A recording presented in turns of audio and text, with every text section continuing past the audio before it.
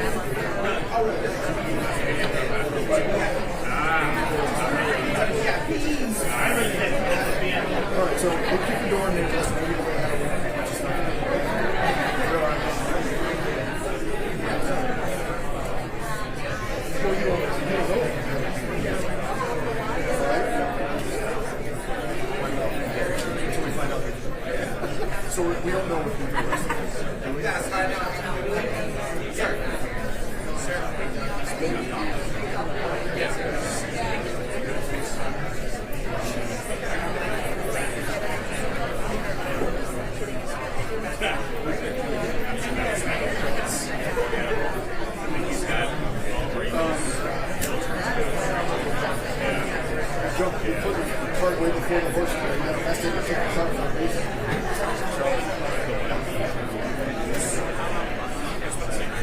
You don't know. If you're choosing, you have no idea.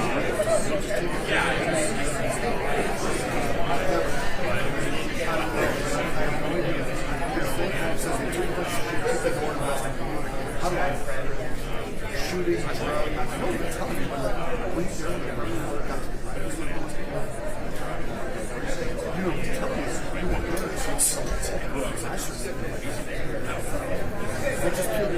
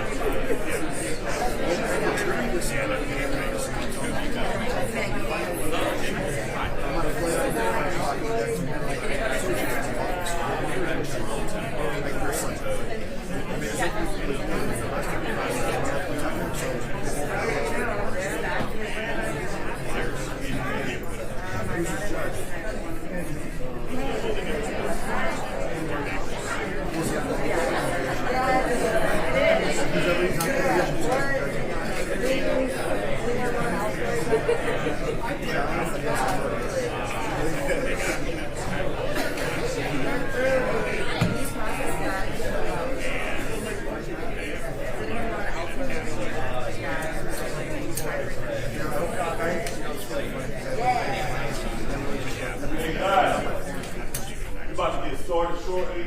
Hopefully you are next to your client. Is everyone next to their client?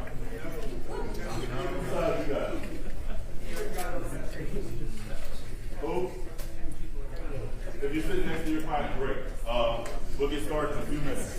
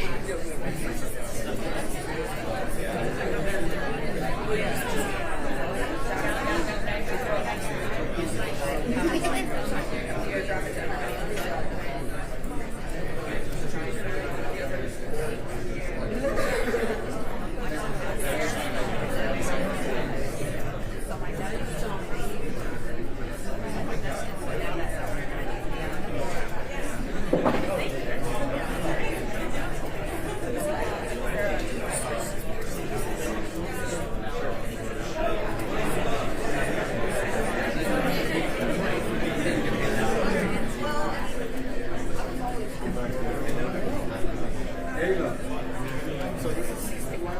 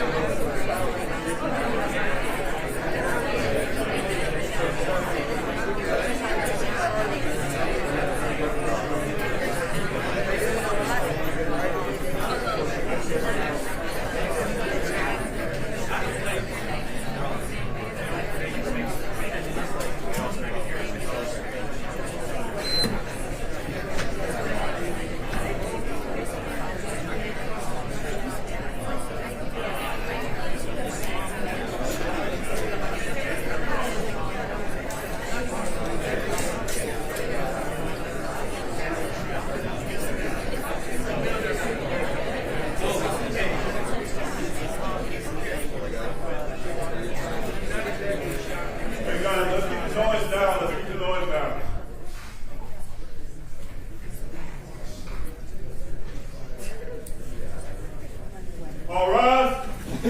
Superior Court of Fulton County is now in session. The Honorable Judge Kevin Farmer is presiding. Court will come to order.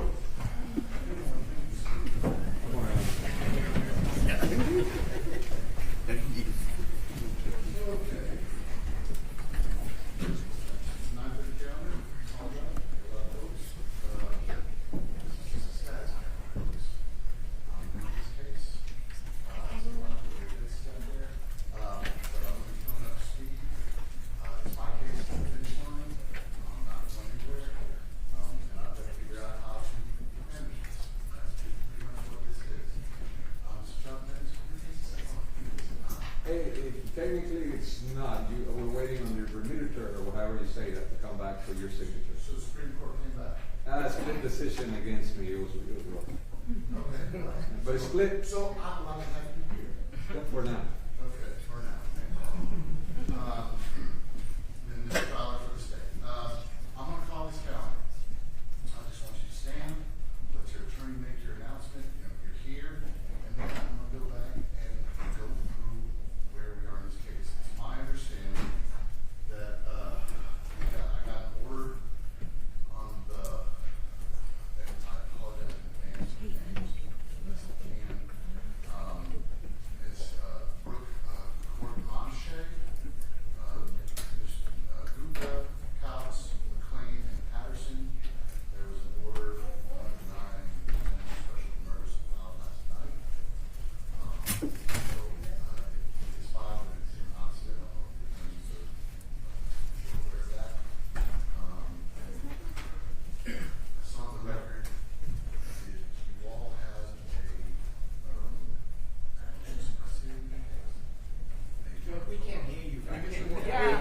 hear you at all. Okay, well, I will try and project. How's that? Better? Okay. The microphone's Y'all on have topic. so the attorneys for Courtmunch, Gupta, Townsend, McLean, and Patterson, could y'all stand, please? There's, okay. All right. Basis. And the state. It appears from the record that y'all had motions pressed on October 11th. That's correct. Was there a brief file? Is that correct? So there were, may I, Sure.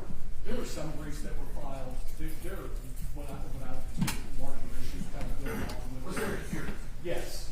Was evidence introduced? Yes. Okay, we don't have an order on it. Okay, so two ways to handle that. One, talk to my predecessor and say, hey, can I please have an order? Because we're not gonna have that hearing all over again. Or, there was a court reporter there, right? Which means there's a record, and you guys, there was an order to digitize everything. I can review that, and I can do it.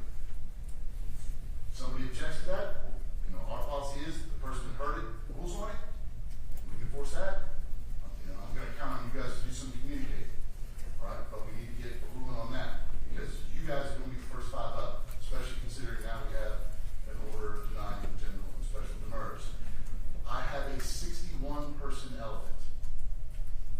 Normally eat the elephant one bite at a time. Thank y'all. I'm gonna try and eat the elephant 4 or 5 bites at a time. Okay? The first thing I'm gonna let y'all know is under 17.8.4, I am utilizing my discretion and severing everybody. I will issue orders to that effect.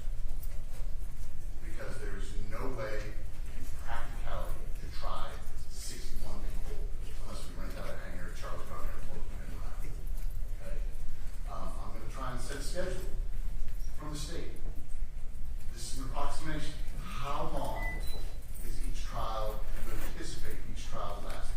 Approximately, for 5 defendants, I would say approximately 4 to 5 weeks. For the first trial, 4 to 5 weeks. After that, we probably narrow some due to the nature of different defendants in different ways, but the first trial, 4 to 5 weeks.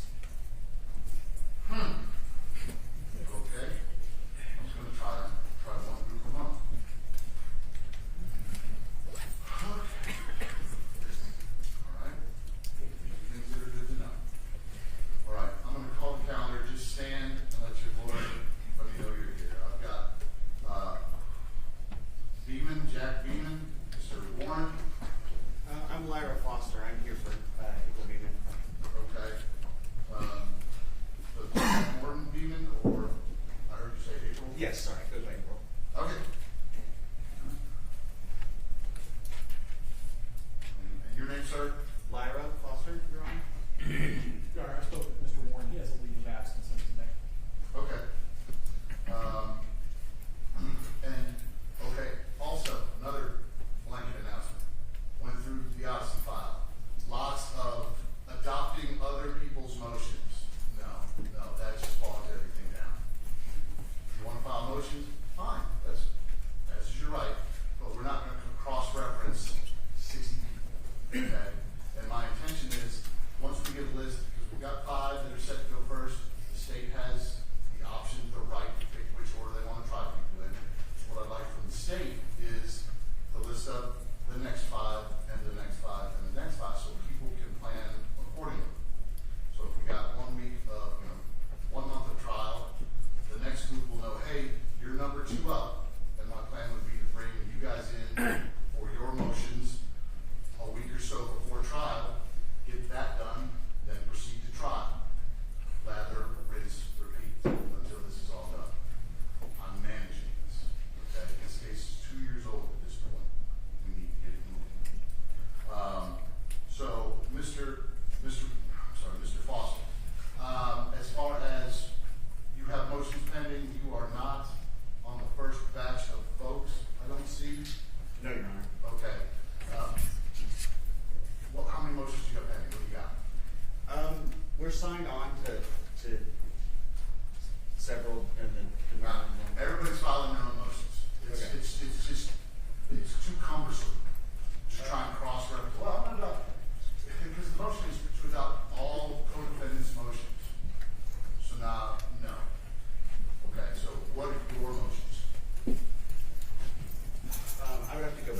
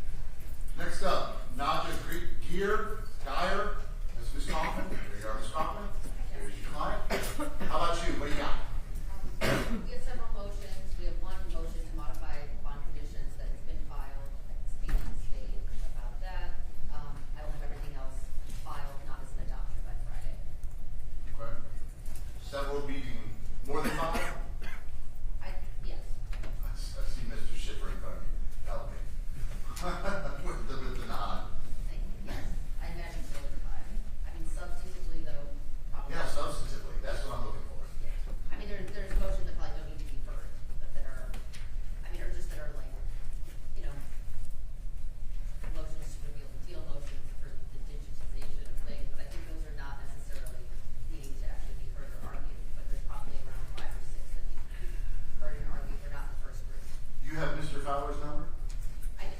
Mr. Fowler, do you have her number? Of course. Fantastic.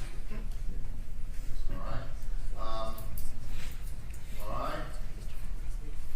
And you also want to be heard on bond conditions? Yes. Okay.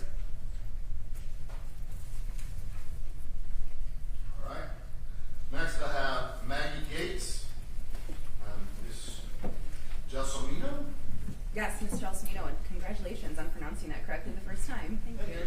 And Marcus Sidoti also for Maggie Gates, who's president for today. Okay, and I see your client is present with you. Same questions, ma'am. Sure, we have one individual motion and one motion adopting about 6 other codependent motions, so we will. You will look at those motions, and if they actually apply to you, you file them. I will do that, Judge. Can we do that by the end of next week? I'm traveling the rest of this week. That's fine. Thank you. No. I got a trial next week anyway, so. Perfect. Now, I'm hearing lots of motions. Obviously, we're 2 years into a case. We are well past arraignment, are we not? But I'm saying, this is a fresh start for me, okay? This is the way I'm going to be able to manage it going forward. We're not going to have motions getting filed 3 days before your motions hearing date, okay? The scheduling order will put a deadline on motions. So everybody has, both deadlines for the defense to file their motions and the state, because you guys both have the right to be prepared, okay?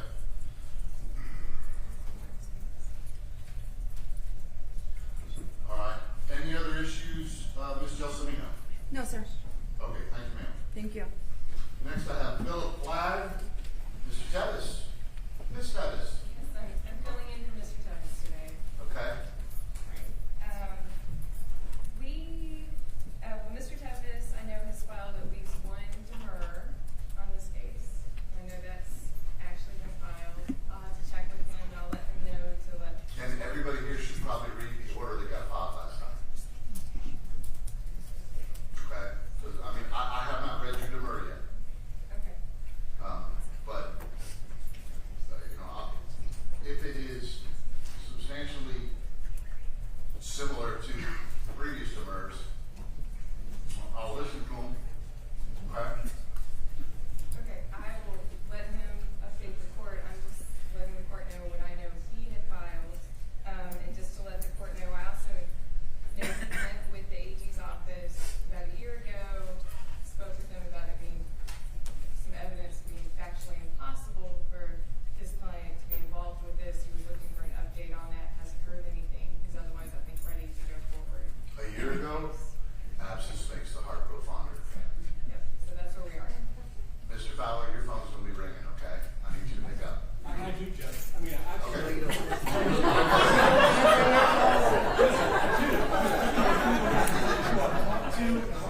I know some people say I lie. It's untrue. This court knows that I pick up my phone. Hey, y'all, not happening. Right? I am going to insist on some decorum here, okay? This is a serious matter. No doubt about it. I understand you all disagree with Mr. Fowler. That's okay.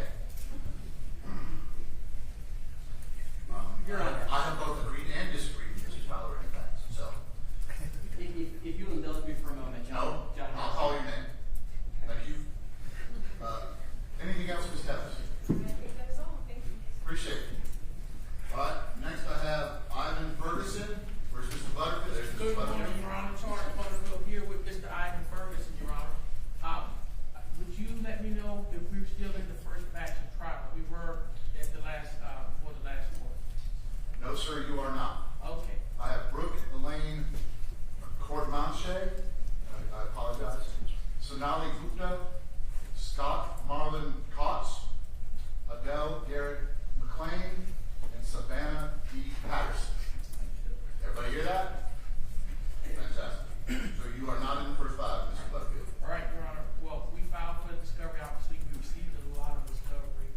In this case, we did have we have a demurrer to count 1, filed on November the 16th of 2023. Same for count 2. We then also had a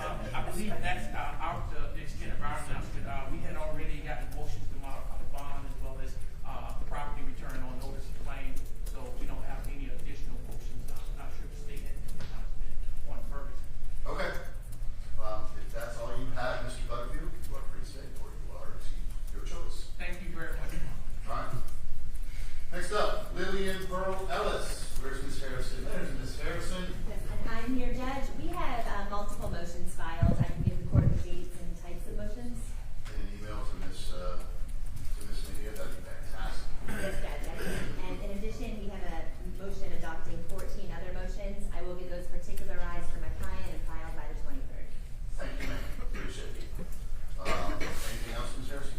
Nothing at this time, Judge. Okay, appreciate it. All right.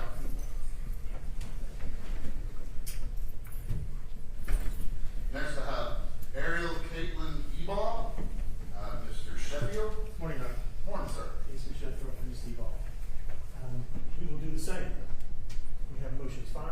All right. We will particularize the adopted ones, and the adopted ones were made by order of Judge Adams to specifically state in a filing, we are adopting this particular motion filed this particular day, and then we all undertook to try to group those, and many, many hours went into that pursuant to her order to do it that way. I hear you saying you don't want us to do that. I want your motion, your file. I mean, at this point, it is, as Mr. Butterfield pointed out, it's going to be copied and pasted. I mean, you've adopted them. Those other motions are in somebody else's file. I need to see them in your file so that I know they apply to your client. And it will be done. Okay. I just wanted the court to understand why we were doing it that way. That's fine. That's fine. So we also ask for that next Friday, not this Friday, but the following. We'll get it done. We'll coordinate with the court staff. I think we're going to be far down in the order. And so we'll watch and wait and we'll be ready. Next Friday to disentangle. Perfect. All right. Fantastic. Thank you, Judge. Thank you, sir. Next, I have Julia Caroline DeQueese. Stuart Retch on behalf of Mrs. Louise, we're asking signing next Friday particularized motions to be adopted. I would anticipate at most maybe 3 to 5 before we need to hear. And I think, honestly, I think Mr. Fowler, looking together, could probably narrow that down even more to 2 or 3 or 4 trials. All right. I like your optimism, sir. All right. Appreciate it.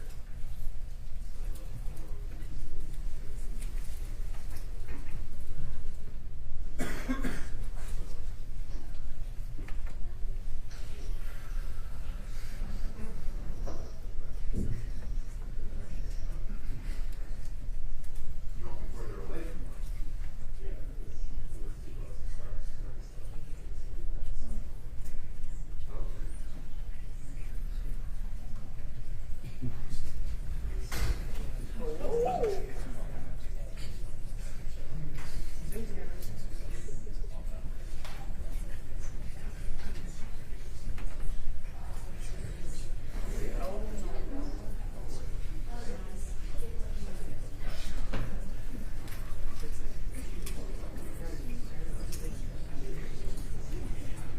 All right.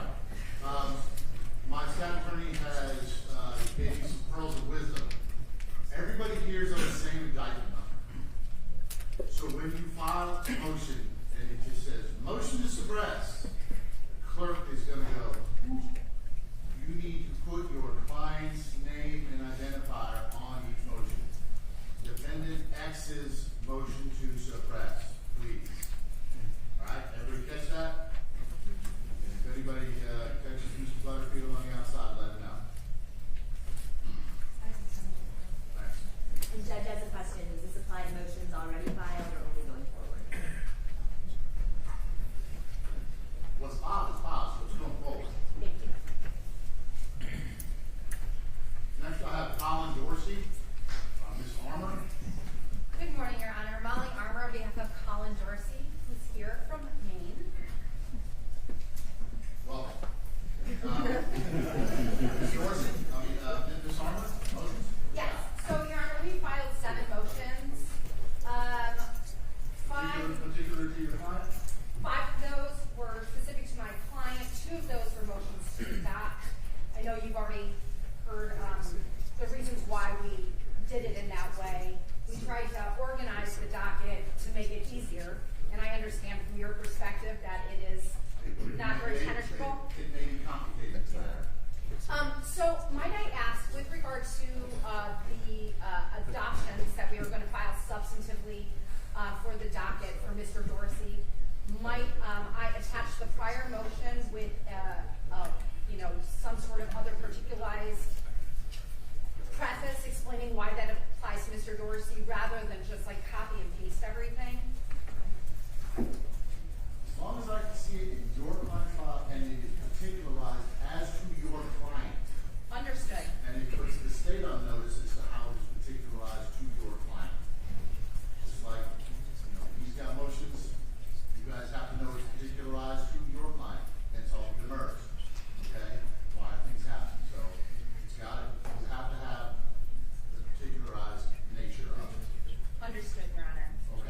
if we might as well have that deadline of next Friday.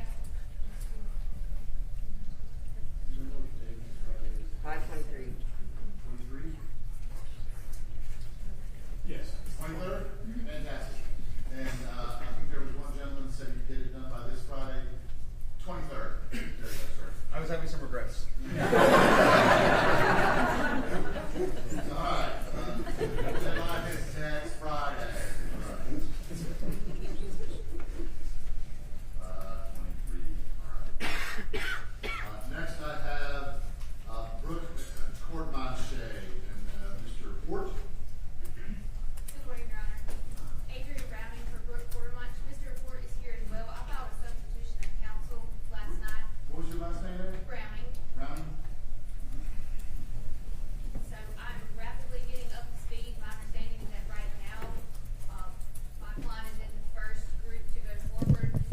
I also understand that there are some motions that are specifically applies to my client and some that have adopted the code of minutes motion. So I will get, Your Honor, a list by next Friday of what has been heard and what has not been heard, and also refile any motions that are necessary. Thank you. And Judge, before you call the next case, I was told that you all had, were looking for us outside. No, just that you had next Friday, and that when you file your motions, make sure that it doesn't just say motion suppressed. Make sure it says client X's motion suppressed. Understood, Your Honor. So that the clerk will know, because it's all the same indictment number, and the clerk needs to know where it's going. All right, thank you very much, Your Honor. We'll do so. That's all. Thank you, Judge. Yep. Next, I have Amin Chawi. Shall we? Shall we? Yes, Your Honor. Ms. Thomas? I'm here. There you are, ma'am. Thank you. Your client's here? Yes, sir, he is. All right, what you got? I have, kind of like everyone else, several motions to adopt that I will need to particularize. And I will ask on behalf of everyone. I am leaving to go out of town early Friday morning, out of the country for like 10 days, so I will not be back and I won't have service. Could we have until the end of the month, which is the 30th, to particularize? You took the inch. Your other colleague's got a couple of yards. You want I'm on a to cruise. I literally won't have service to be able to do research or anything. Any objection from the state? No, Your Honor. There you go. Thank you. Ms. Thomas and Ms. Thomas alone, you're till the end of the month.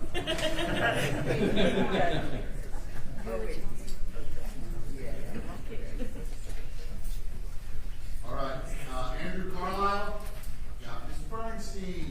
Yes, you have Ms. Bernstein, in the. Do I have Andrew Carlisle? No, Your Honor, Okay. Statements for bench warrant, not forfeiture. If you know Ms. Bernstein, because I know some of the clients here, I'm going to get to it, we're sending you know one of the attorneys who's flying this from Canada and was trying to get in here, and she showed proof of not perfectly avoiding court, so you're good. You have any of those same reasons? No, Your Honor. Okay, well, we will put out an invitation for Mr. Carlisle to join us. I will grant his motion for bench warrant bond forfeiture. And if your client shows up in the meantime, or you get in touch with your client, I suggest you get in touch with the state and see what y'all can work out, okay? All right. Ms. Bernstein. Next up, I have Carol Francis. There's Michael Schwartz for. Good morning, Your Honor. It's Francis Carroll. It's indicted correctly, but arrested incorrectly. Here we are. Okay. So Mr. Carroll is your client. Mr. Carroll is my client. Fair enough. Okay, what do you got, Mr. Schwartz? Well, I would be after Ms. Thomas because I was also going to ask for the 30th. We adopted 18 jurors, in part because Mr. Carroll's charged with 3 counts.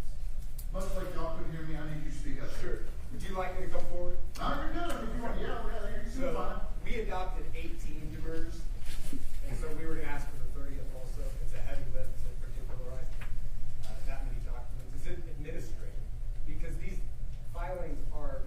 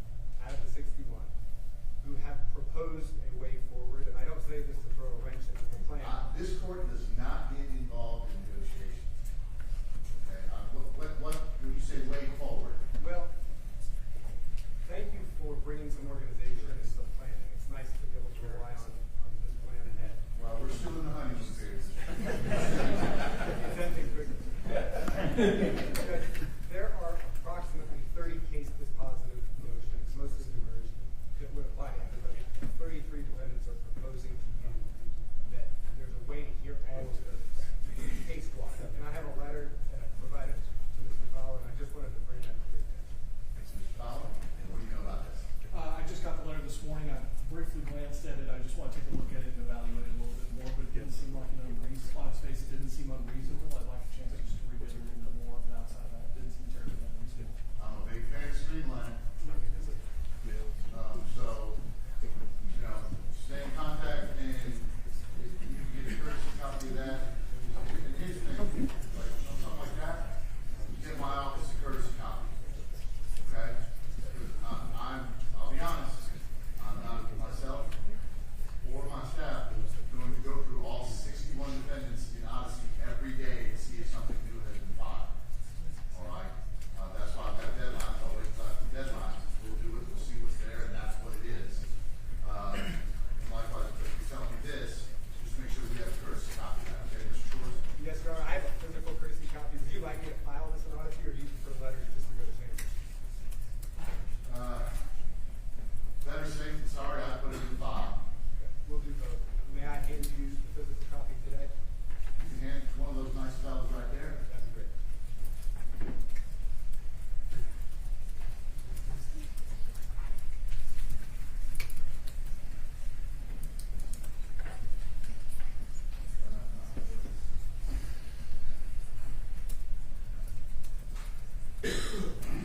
All right, thank you, Mr. Shores. Your Honor, with respect to everybody outside of the first five, does the court have a plan, just so that we can start putting this in our calendars, of an order? Would you entertain maybe a joint presentation to you on what the order should be?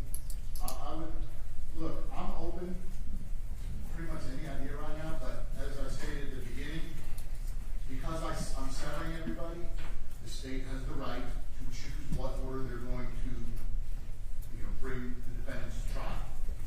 And that's why I asked Mr. Fowler to, I've got the first five, I want proposed lists of five so that everybody can have an idea of timing. Okay? If you've got other ideas, communicate. Okay? But he's got the right to pick which order they get in. You know, that's in the code. I don't have a dog in that fight.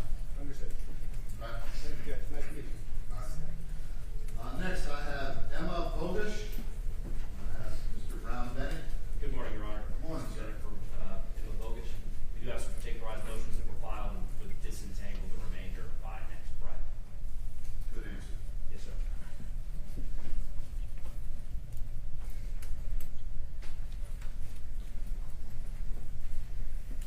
All right. Thanks, sir. Next, Timothy Bilodeau. Got Amanda Palmer. There you go. Good morning, Your Honor. We're here. Same announcement. I have particularized motions. I'll send in my list and get the motions to adopt particularized as to Mr. Bilodeau. I've already filed a motion to modify his bond conditions. Okay. Possibly how many, ma'am? 5.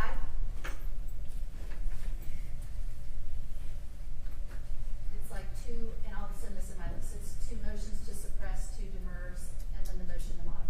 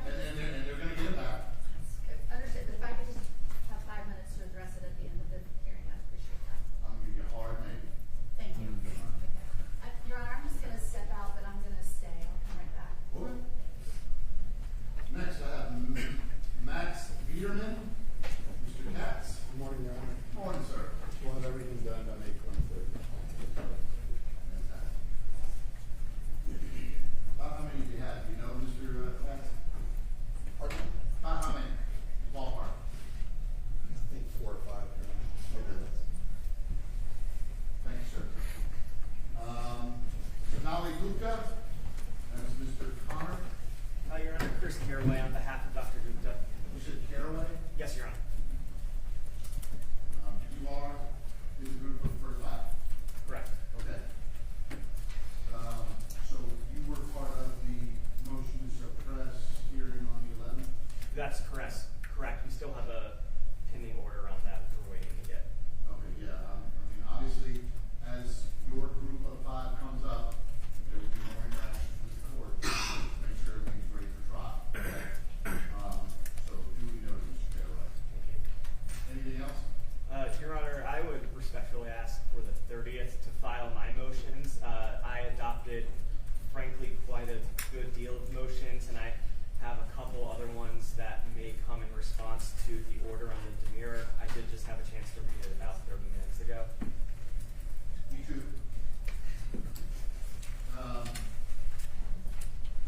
You're not going on vacation with no service, are you? I am from Colorado and will be traveling. I have a couple of deadlines, including an appellate reply brief in California that's coming due, so that's why I'm asking for the 30th.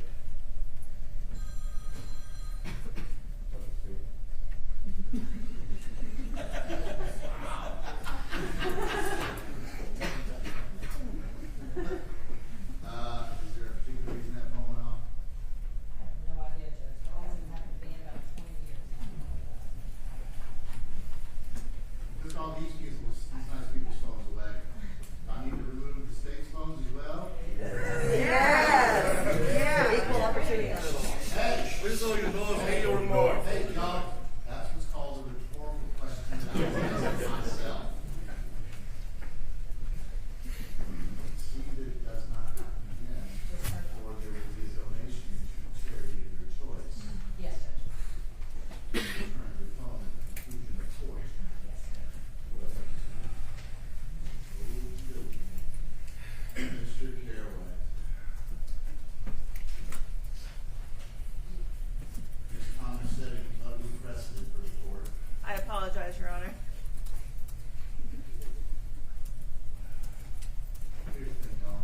Let's just make it the end of the month, because I'm not gonna figure out who shot the 23rd, and who's got the, and then the state's gonna say they didn't get in by the 24th, but this person got in. End of the month, May, month of May, January, February, March, April. May has 31 days in it. Close of business, May 3rd. Please tell me that's not Saturday. It is. Unless I say Friday, last Friday in May. Nice try. Thank you. Somebody can tell Mr. Butterfield, you don't have to bring it back in.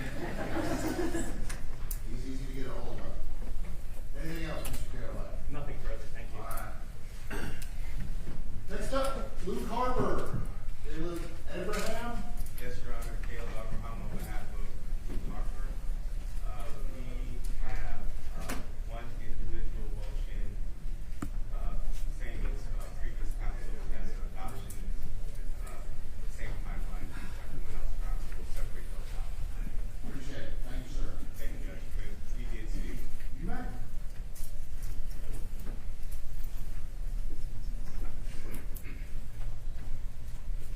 Next up, I have Serena Hurdle. Mr. Johnson. Yes, good morning, Judge. Brad Thompson on behalf of Serena Hurtel, who's President of Court. We have 2 demurs and a motion to suppress and motion to quash specific to my client. We also have a large number of motions that we adopted that we will whittle down and particularize by the 30th, and appreciate the court giving us that deadline. I was also going to ask for that. I have a week-long trial starting next week, so appreciate that. Yes, I'm not even going to tell the court how many motions I adopted, but the number that I will be filing specific to us will be fewer, I believe. She's still looking for conciseness. That's what I'm looking for. Yes, and again, shotgun approach is necessary. Understood, Judge. And again, we were doing this also to be efficient, to not have 61 people filing 20 motions, trying to narrow that down. Look, it doesn't kill any more trees. It's all electronic, okay? Yes, Judge. All right. Thank you, sir. Thank you. Next, I have Mariana Hoyt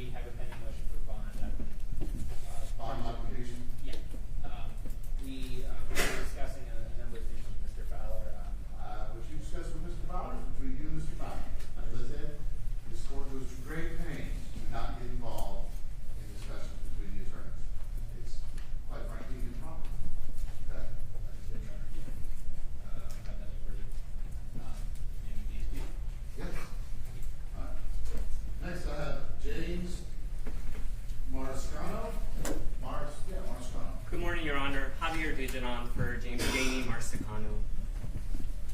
Your Honor, we have at least 15 pending motions, and we have 2 adoption notices, so we will file by May 30th. One of those, Your Honor, is a request for special permission to file an out-of-time statutory demand for speedy trial. My co-counsel. Yes, Your Honor. I just wanted to bring it to your attention that we filed. I've seen a company, I believe Mr. Bernard's client filed one because that was perusing. So I know a couple of you have those, but as you Yes. so correctly mentioned, those are out of time.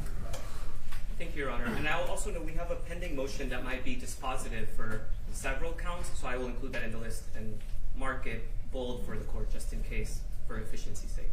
Thank you, sir. Thank you, Your Honor. Next, I have Grace Martin. Mr. Griffin. Good morning, Judge. I'm coming around the corner here for you. Thank you, sir. Travis Griffin from Macon for Ms. Martin. Judge, we don't have any entangled motions. I believe we have 2 demurs that are filed that may have been covered by the orders, which I did not read yet, so I apologize to the court. But those 2 dovetail with several other demurs, and I have signed on to that letter which we already discussed. 33 votes. Yes. And Judge, I have a First Amendment motion which also dovetails with some other people's motions, but is particularized for my client. I have about 5 procedural motions that I file in every case that have to do with jury selection and jury charges and stuff like that. I believe the state had mentioned at some point they might need 30 seconds to respond to one of those. Those are very quick. I have a motion to suppress about a cell phone, which also should be fairly quick. And then I do plan to file a motion asking for a bond modification. So that's where we're at. You didn't know about the 30? Absolutely, Judge. All right. Thank you. Cameron Pipes. Yes, Your Honor. Driver C-Part here for Cameron Pipes. I'm coming here so I can see the court. Thanks, sir. All right. We have, the client's president over here. We have 2 motions that we filed, individualized already. One was the one was motion to suppress.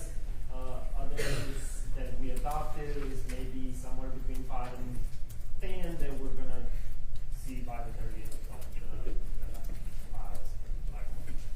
Okay. Because here's the thing. Again, my problem with adopting other motions.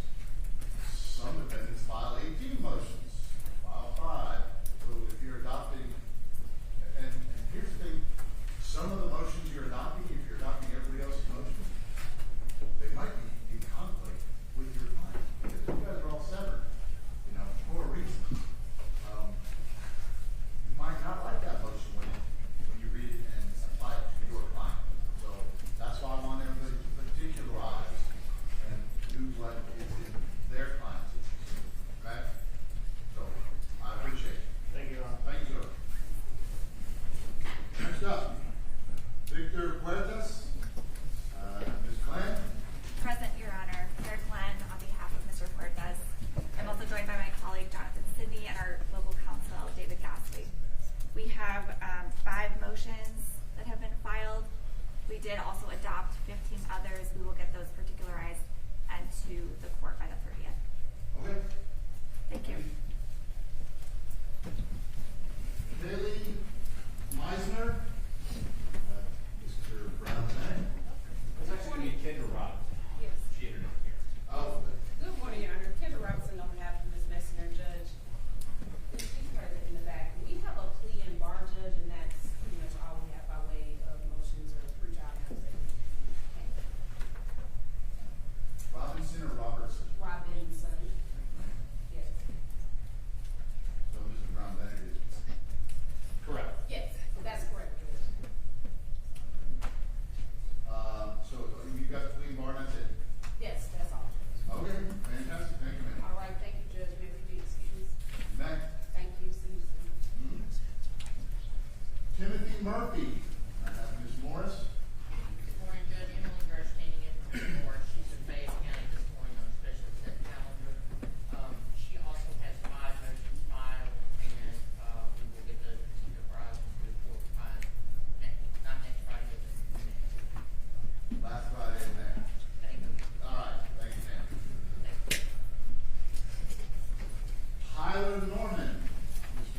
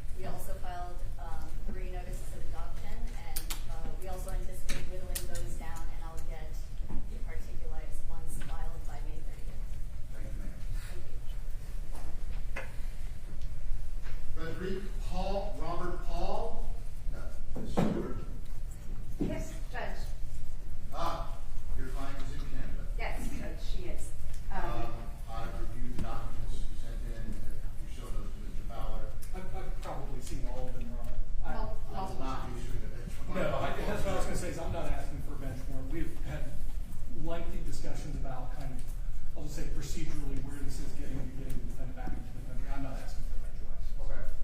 So, let's pretend your client's standing next to you right now. Yes, Judge. Okay. What do you got to tell me?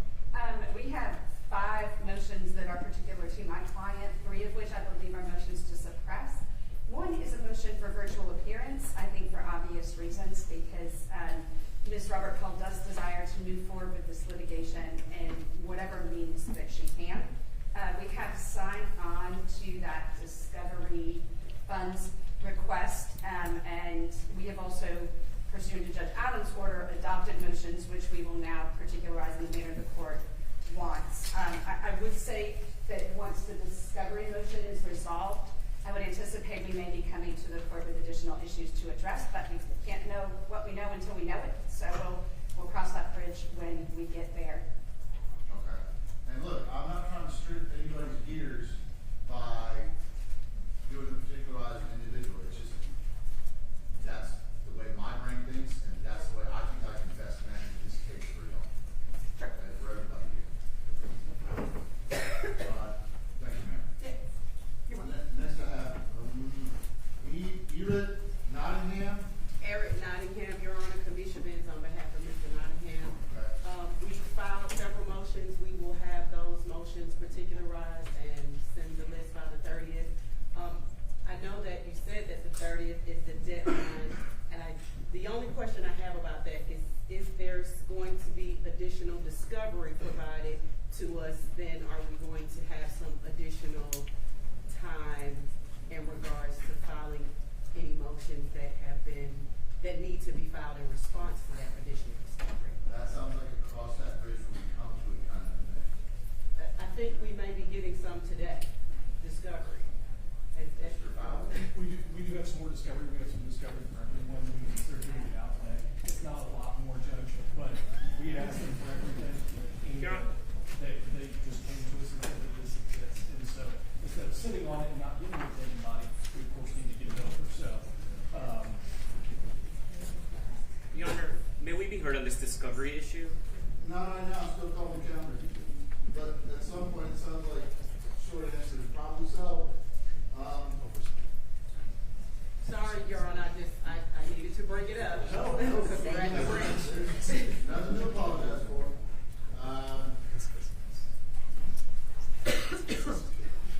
Get the discovery, look at it, file what's being filed. Yes, Judge, and that's all I have. May we be excused? Yep.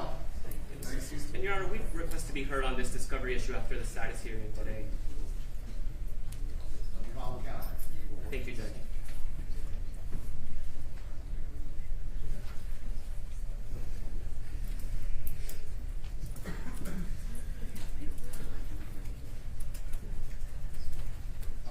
Ariane Robinson. Russ. Judge, I went through leave of absence, and I believe that Mr. Russ has a leave of absence today. Okay. Mr. Robinson. Your Honor, I'm sorry, if you would allow me to be heard from Mr. Russ, he doesn't have a leave of absence, he's in Spain for the month, but I will let him know that he has a May 30th deadline to get any particularized motions in. I don't believe he has any motions filed or plans to file any, but I will let him know.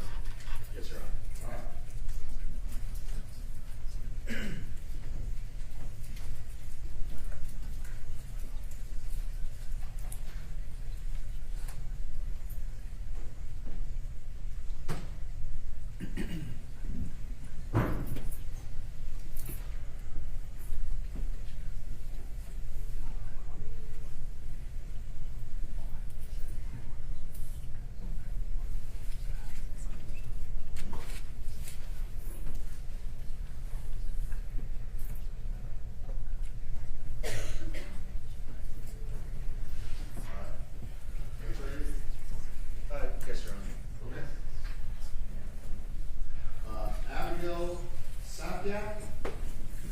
Abigail Scapiak. Good morning, Your Honor. Attorney Victor Gordon for Ms. Scapiak. We have about 5 to 6 motions that will be particularized and filed by the May 30th deadline.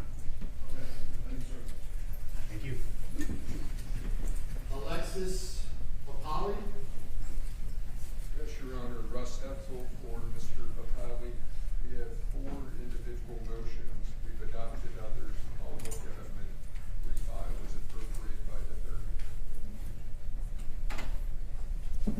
Thank you, sir. Next I have Caroline Tenenbaum. Morning, Your Honor. Chris Upshaw here for Charlie Tenenbaum. Like most, I've got a couple of adoptions that I've filed, so I'll be sure to particularize those. I've also got a particularized general and special demurrer, which may have been affected by the order Judge Adams entered yesterday. I've not had opportunity to read it. I've got also a motion to exclude some late produced discovery. It was filed last year, but like everybody, I'll get all that stuff timely filed by 5:30, Judge. Because everybody here adopted the general murder got heard and moved on. That's what that is. Mine was particularized. There were some First Amendment issues, but I haven't been able to read Judge Adams' order if it pertains to it. It's available. I'll govern myself accordingly. Yes, Judge. Thank you. Okay.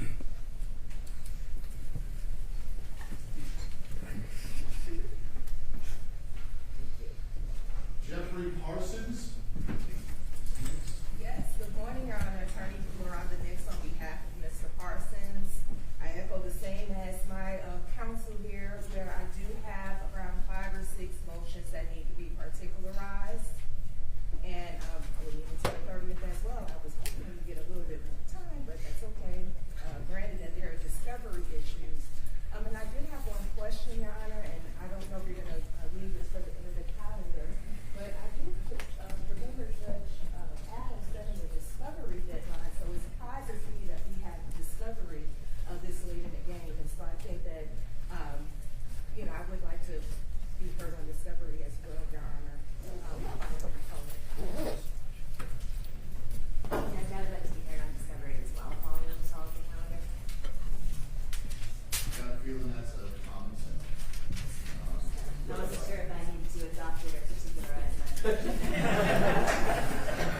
You have to see me on Monday. You can see me at Mr. Fowler, hearing about the discovery deadline. There was one, Your Honor, and those are items that are within the possession of the state, of course, to turn over. When people come forward and give us additional discovery, we turn it over as it comes into our possession. We had asked the agencies multiple times for everything that they had. They said they turned over everything to us. During the course of the discussion with a GDI agent, one of the DeKalb County, I think supervisor said there's this additional stuff. At that point, they called us and we said, we'll get it all. And anybody involved, interview them and write reports, and we will turn that over. In addition to that, the rest of everything else, and I think the things are looking at pretty short, are things that people identified and said, we want these items, we think that they exist. So we went out and we got some. I'll give this court a really good example of what I'm talking about. Instead of issuing a subpoena, which is what my question was. Was there one file? Yes. And your answer is yes, but. Okay. Yes. And now is not time for the but I understand there's a but. Yes. Okay. Okay. Good with that. All right. That will be part of the discussion. Okay. Because when they want to be heard, you're going to get a chance to respond.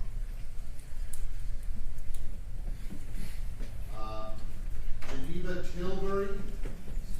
Good morning, Your Honor. Olga Zmalova on behalf of Lee Tilbury. I think I have approximately, between particularized and adopted, approximately 15 motions, and I'll get all those to the court by the deadline. Thank you. Ayala King. Good morning, Your Honor. Still morning. How are you? I'm up. My client, King, they are here with me. We are awaiting for the paperwork from the court, again, the Supreme Court to come back.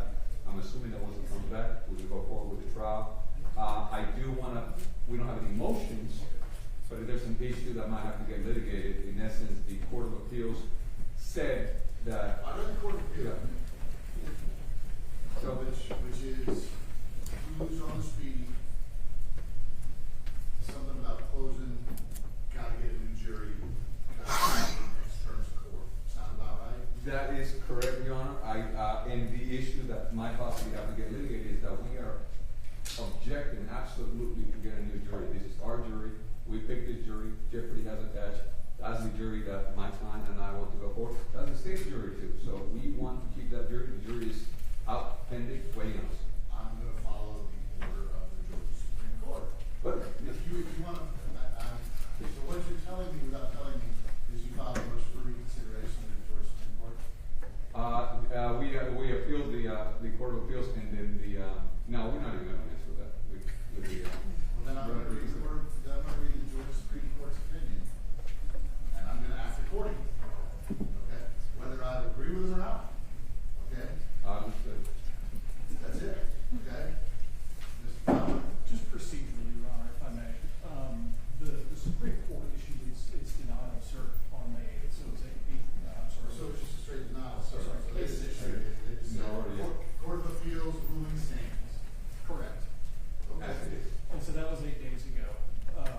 Larry, it's a mistrial because of the jury selection process, so God start fresh. Correct, Your Honor. I understand what you want. Well, And it's, and that's why I think we might have to have an actual hearing on it because it is, and I just put the brief elevator pitch of it. In essence, they said that there was a structural error because the previous court, not like you would do, but the previous court denied access to the public. However, if that is the case, if need be, if I have to wait on that structural defect, then that's fine, but jeopardy has attached.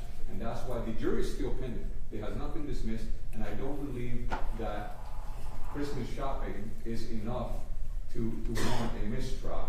well, unfortunately, here the Court of Appeals disagreed. It's, yes. So there you have it. Understood, but I still have to follow. We're not gonna re-argue the Court of Appeals, I'm not Court of Appeals. And this is what you argued today, and this is fantastic. I'm gonna follow their order. But their order does not say that there was manifest necessity for the mistrial. It says that we should declare a mistrial. I don't know what the state's position is on the mistrial, but we can waive that issue, the structural issue, and move forward as the trial as it is. The Court of Appeals did not address that, whether there was manifest necessity to declare a mistrial. They just said, okay, we can fix it like this because I complained about that, and I'm ready to waive that issue. So we don't have, if the unlikely event they get a conviction, we're not going to appeal that based on the You're evidence. waiving the issue after you got a decision you didn't like. It sounds confusing, yes. No, it's not confusing at all. What do you got, Mr. Fowler? Looking forward, after the mistrial, we have to follow subsection E under 177170. The defendant's speedy is still running. So whenever the court declares the mistrial, this defendant must be tried in successive trial. I understand. There was So no clear about that. that is the only thing I wanted to put out there was just, and I'm sure the court has read it and all of that, but just to be clear that this Wait till defendant, September? Yeah. if the mistrial is declared in July in I May or can't, June. terms of court are 2 months long. Correct. In Fulton County, not Correct. 3 months like in Clayton. Correct, I know that. I was just trying to remember where each one started. So we're in May, June, then July, August. So if it's declared in July or August, then we have to try this defendant in September, October, one of those 2 months. If it's declared this month or next month, then we have to try this defendant in July, August. So you guys talk about it entirely. We're not gonna talk about this right now. I just want to bring the Your position is, I want to do everything. Mr. Fowler hasn't said boo about that. He said, I don't care what you do. Make sure you don't miss the time schedule for SFR.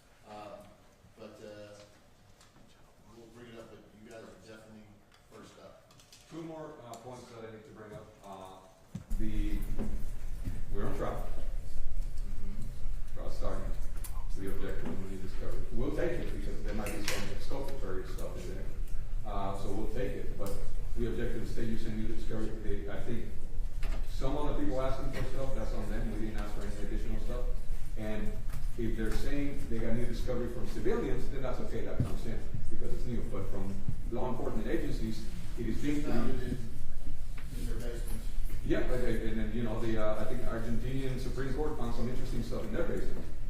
So we want, just, it's deemed to be in their possession. The state is the government, and the government is in charge. So we will object to that. And the last point, I guess since the remitter is not back, technically you still don't have jurisdiction over us, but I did file a leave that is in excess of 30 days, and the state is not objecting to it. I just want to make sure that I can still go on my trip, because I will be gone the entirety of June and July. All my tickets and everything are bought, and so I don't want to. No, because he hasn't signed it, and even if you signed it today, we got through the end of August.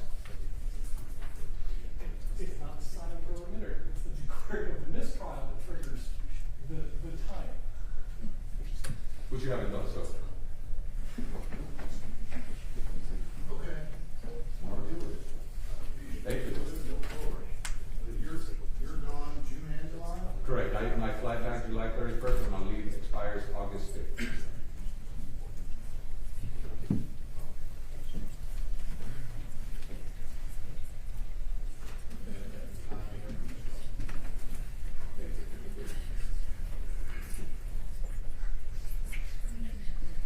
No motion.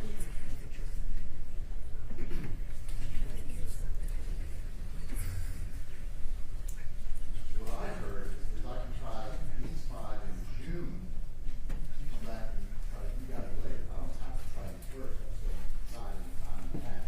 Correct. And if I can squeeze in these other 5, that might happen too.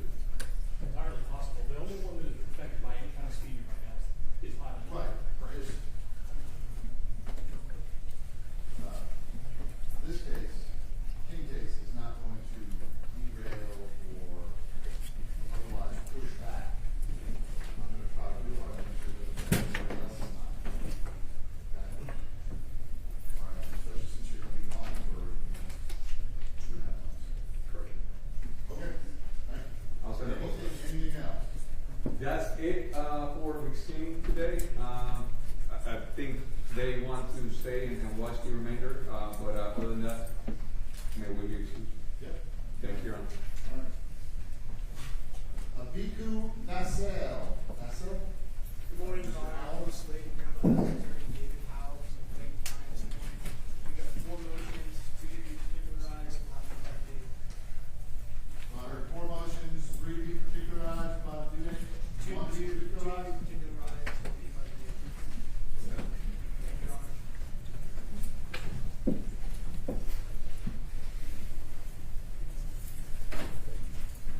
Katie Clark.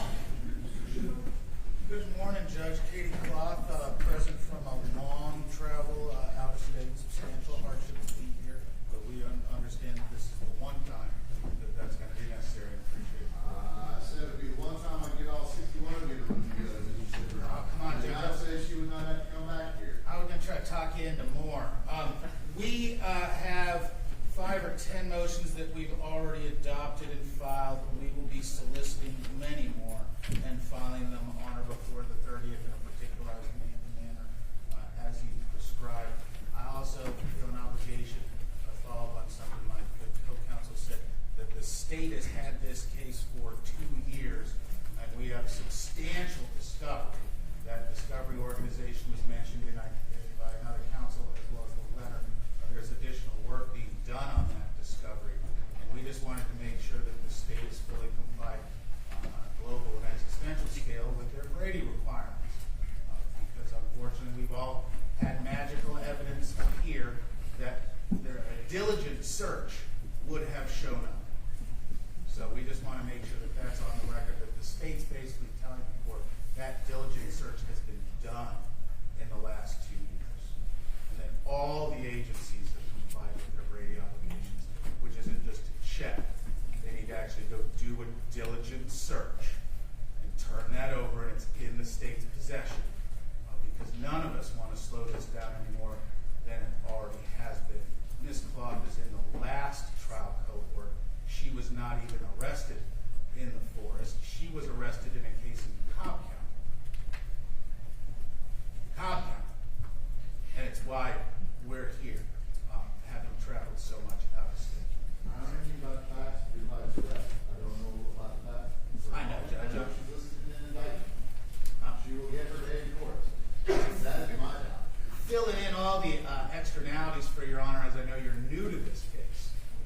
don't understand exactly how broad the net was thrown. I don't know if you had yet already. I don't know what you do with your spare time. So, just want to make sure that the court's aware of that, and we'll be ready by everything filed by the 30th. Lastly, we are part of the letter of the 33 as well, and encourage the court to consider that letter. It sounds like very reasonable. Well, it sounds like, the first gentleman that mentioned that, sounds like, the state is communicating, which is what I asked. The state just got back, we don't want to delay the trial, but we're just getting, hey, can we do this? Everybody needs to get on their A game and get stuff exchanged to each other. Because everybody says, oh, I got something last from them, now they're causing me. I want to get this thing moving forward, that's my job. And just to clarify as well, you're going to be issuing per your announcement a scheduling order. This being Fulton County, there's a history of scheduling orders having various levels of accountability. Hey, Mr. Schiffer, stop. Stop right there. I can only do what I do. Okay? I'm me. All right? Good? I have great trust in your honor. I'm just stating that in order to assuage the concerns of the many co-defendants who have appeared today, having heard rumors and issues previously in Fulton County of high-profile giant trials being challenging for this court system to handle. It's challenging for any court system. I've never disagreed with that, Judge. Wait, Mr. Schiffer, we got 5 to 10 motions. Yep. Part of the 33. Yep. We can have this lovely discussion about Fulton County and other court systems in big cases another time, but we good for today? Yep, can't wait to see that order, Judge. Thank you, sir. Thank you, sir. All right, next up, Madeline Kodak. Your Honor, I neglected to request to be excused. Am I fine now? Thank you, sir. Mr. Sharp? Good morning to the court. I represent Matthias Kodak.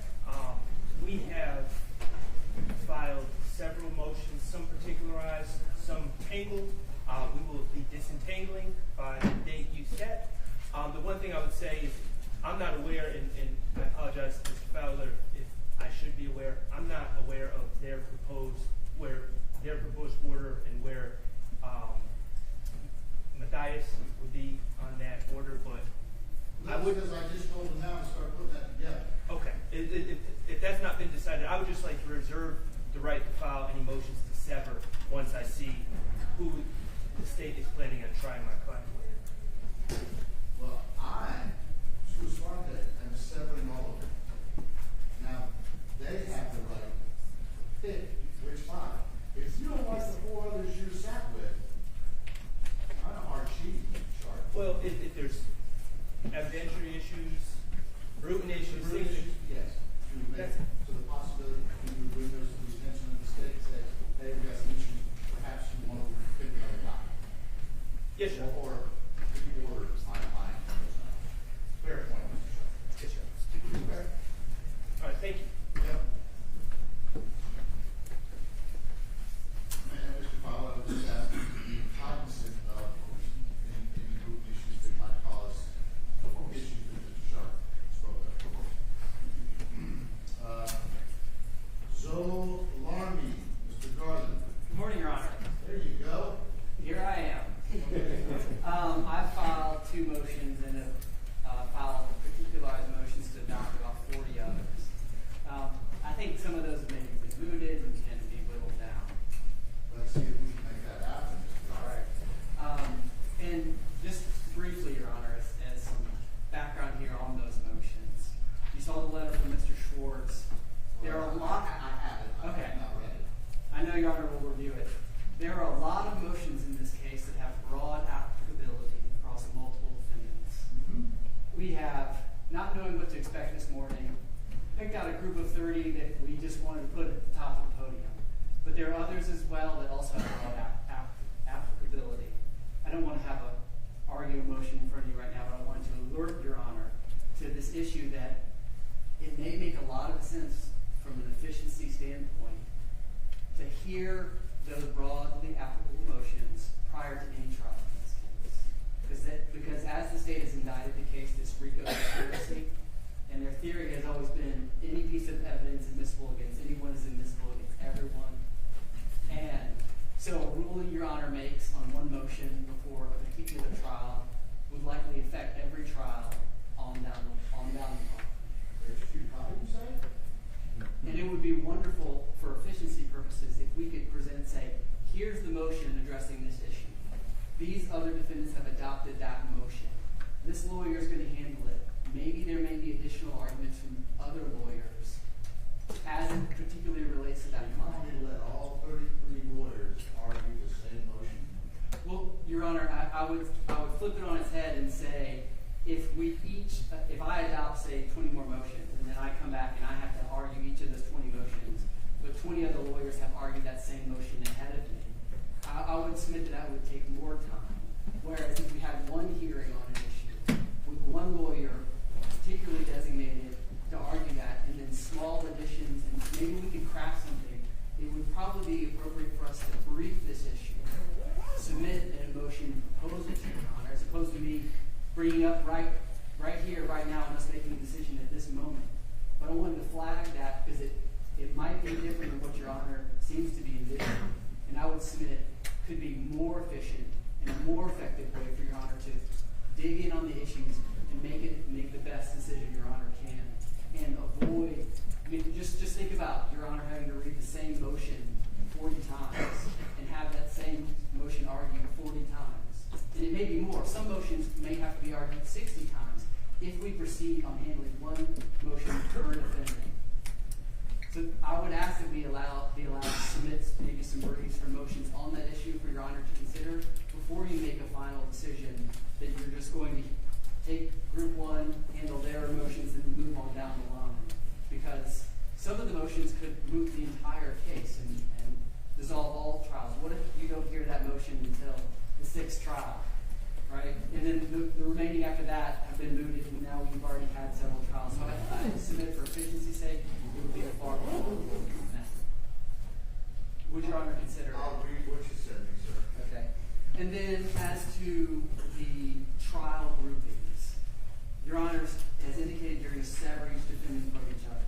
Yes. Your Honor does not have to do that. Your Honor retains the ability to decide which defendants are severed from each other, as opposed to giving the state the full authority to pick and choose who they want to go in. You might want to consider hearing from us as to what the severance groups should be. Your Honor could decide the groups, but then the state could choose the order in which the groups goes. Your Honor could decide those groups to avoid room issues, to best maximize efficiency, and make a decision and not leave it wholly in the discretion of the state. Could do. I would submit, Your Honor, that would be the most efficient way to do it, because you could hear input from the defendants, from the state, as to what the grouping should be, and you could make a decision you think best serves the interest of justice. I think the interest of justice are best served by severing everybody. I don't know. Because you got 61 people. I don't know what happened. I don't know who's going to do, or if anybody's going to do. I don't know any of that. But that gives every defendant the right and the ability to have their own defense and not be grouped with 4 others whose defense they may or may not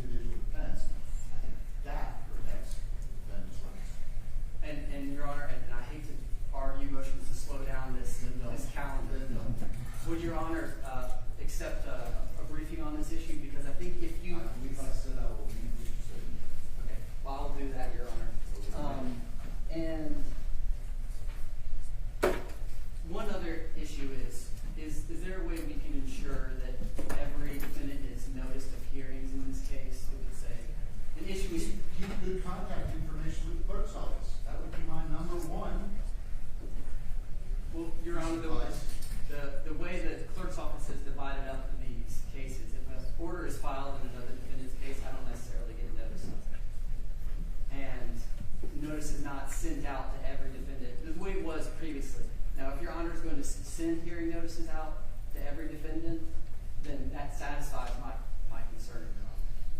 You're going to get notice of your hearings. Right, and so the concern is a hearing in another defendant on a motion I've adopted, right, specifically. We're not doing that anymore, remember? And I may have misunderstood, Your Honor. I thought one of the acceptable options Your Honor had proposed or would allow was a motion to adopt, specifically setting forth why that motion applied to my client. You're going to file your motion to your client. You're going to adopt a motion, and you like it so much, as Mr. Lufty has pointed out, he's going to do his pleasure. I'm going to not put any criminal intent on him or bad civil intent. But you're going to file that motion as to your client. And that way, when that motion comes up, you will get notice of it. Okay? Okay. Leonard Zen. I've got Ms. Barron. Good morning, Your Honor. Nancy Barron for Mr. Boisel. His last name is Boisel. Boisel. Yes, Your Honor. B-O-Y-E. B-O-I-S-E-L-L-E.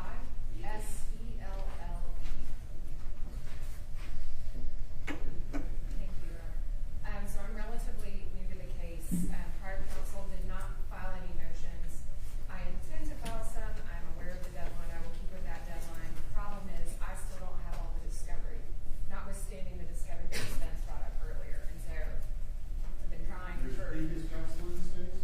There was. She never picked up the additional discovery that was produced. And so I've been trying to arrange with the state to pick it up. I will try the phone. I will not rely on email anymore. I will follow the court's Mr. advice. Fowler will ensure you have discovery and documentation. Of course.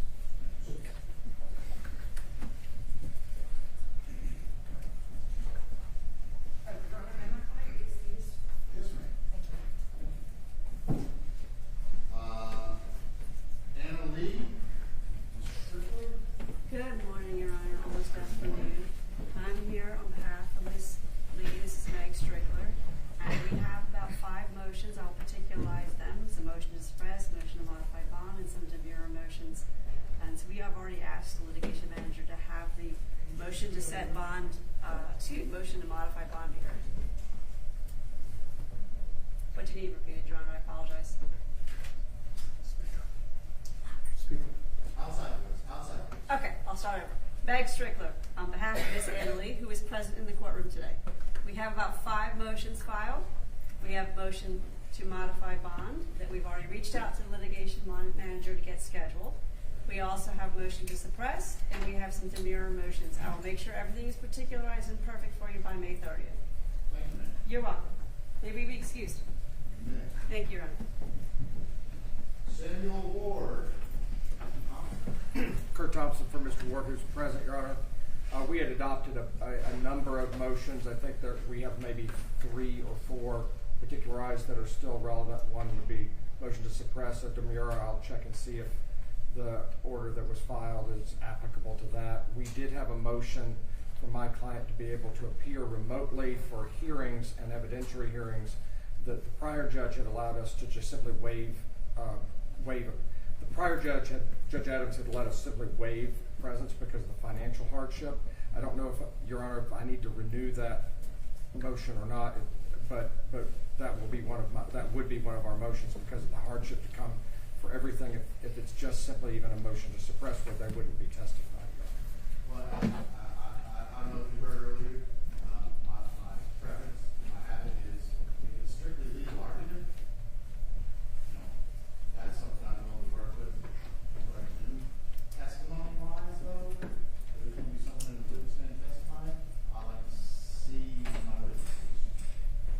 Okay, and I like for both parties to be able to see the witnesses. You get things live, but you do have to get on Zoom. Okay, Your Honor. We may ask for that via Zoom depending on the nature of the hearing, of the particular hearing. Everybody wants to be on Zoom. I understand that. But I've got to manage it the best I can and as efficient as I can. To the extent that Zoom is oral and efficient, I'm not against it. Okay? But there are times when personal sure we'll know it when we get there, Your Honor, so. But that may be one of our motions that's still just sitting there in the file, just. Okay. Thanks, sir. William Warden, Mr. Alper. Good morning, Your Honor. Good to see you. Mr. Warren's present. We have one pending motion. If there's anything else that needs to be filed, we'll get it in by the president. All right, thanks, sir. Anything else? No, sir. For you? Thanks. I have Dimitri Lenny. Show the attorney. Your Honor, he fled the country. He's in so there's his one out. Oh, there's already been one. Yes, Your Honor. France? He is.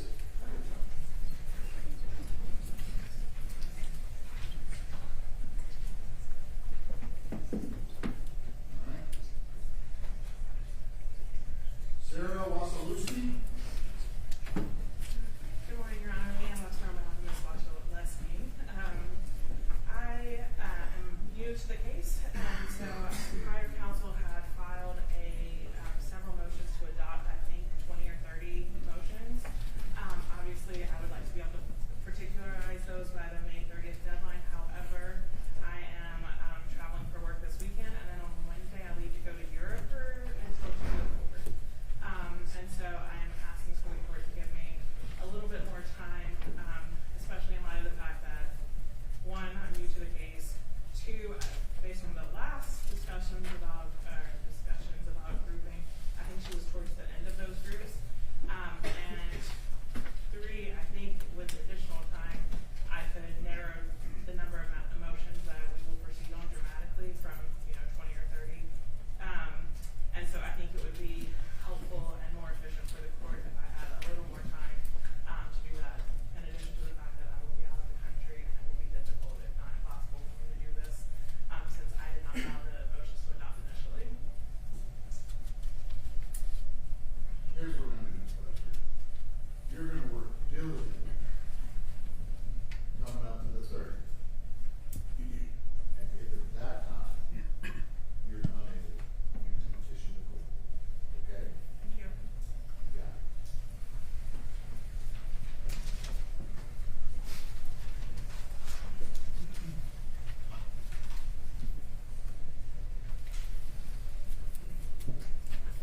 Spencer Liberto?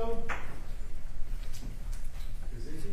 Yes, Your Honor. Good morning. Tony Kazicki on behalf of Spencer Liberto. We are aware of the deadline. We will get everything particularized and we'll provide the specifics to the court's office. By the deadline, we expect 4 total motions. One request for clarity. I know you had mentioned about the Zoom appearance, and I apologize to belabor the point, but Spencer is one of the ones that is traveling as well and has some financial hardship. When you say evidentiary hearings that require testimony, I understand you mean the witness needs to be in the chair. If Spencer is willing to waive his physical presence in the courtroom and can appear by video for a substantive hearing that does not require his testimony, is that one you would also consider? Look, here's the thing. I got 61 moving parts. Yeah. They're not all the same. There's a lot of similarities, I understand that. But on an individual basis, I mean, if you file a motion, I have to read it. That's not the rules. So I'll just deal with that on a case-by-case hearing. I'm not going to be able to find it. Here's what I'm going to do on that. Oh, sure, Your Honor. We got the 30th deadline. We'll comply. Thank you.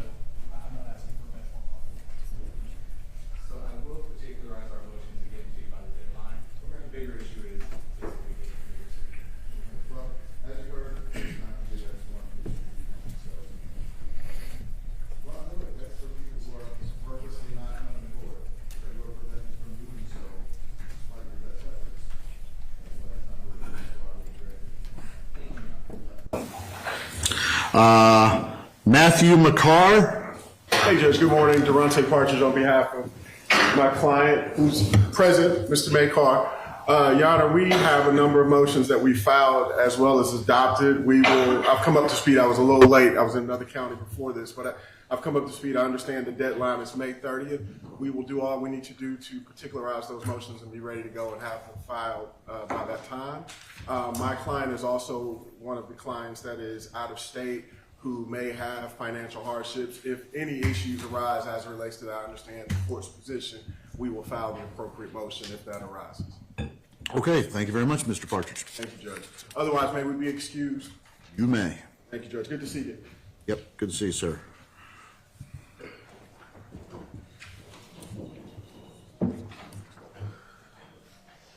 Number 58, cooking with gas, people. Madeline Fiola, Mr. Bass. Good morning, Your Honor. My name is Matt Bass. I'm here and I represent Henry Fiola. Oh, sorry. And we have three motions, three special demurrers, as well as a motion to meet and confer with the state. We've been trying to meet with them for the last year to no success. You earlier mentioned that we should give them a call. In my experience, most of those phone calls go unreturned. And so respectfully, I'm asking the court for some sort of order or strong suggestion that the state takes seriously conversing with defendants' attorneys so that we can move this case forward and perhaps narrow it down. There's a final motion as well. I want to move, I'll be filing a motion with regard to the production of discovery 18 months after the original deadline. So that's the other motion I'll be filing. Okay.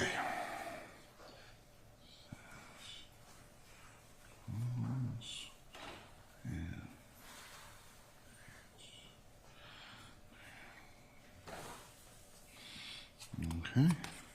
Mr. Bass, I would say if you have issues with the state and or you want to set a hearing, document your efforts, put them in a motion, give the state the opportunity to respond, and I'll take a look.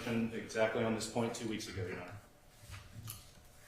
Okay, I'll take a look at it. Judge, I will let the court know, we've offered him a meeting, and he just didn't like the terms of the meeting where we said, if you want to come in and present your case to us, that's fine. He said, no, I want to hear your evidence against my client. And he indicated to us that he absolutely refuses to take any deal and that he says that he wants to that try. sounds like So negotiations. I don't want to hear that. I apologize. My point is this. I probably spoke with Mr. Bass more than any other lawyer in this case. He called me 26 times in less than 5 minutes, Judge. I don't know what to say at this point. Well, Your Honor, I am more than happy to produce copies of every email there, not 26 in 5 minutes. No, he said calls. We're going to get these deals that he said. I didn't refuse anything. I really want to have a serious conversation about whether... Okay, look, here's the deal. Here's the deal. You guys are adversaries. You're zealous adversaries. That's your role. You're also professionals. You will both act accordingly. And standing up and calling each other liars, let's not do that. That's exactly what you just said, sir. Don't do it.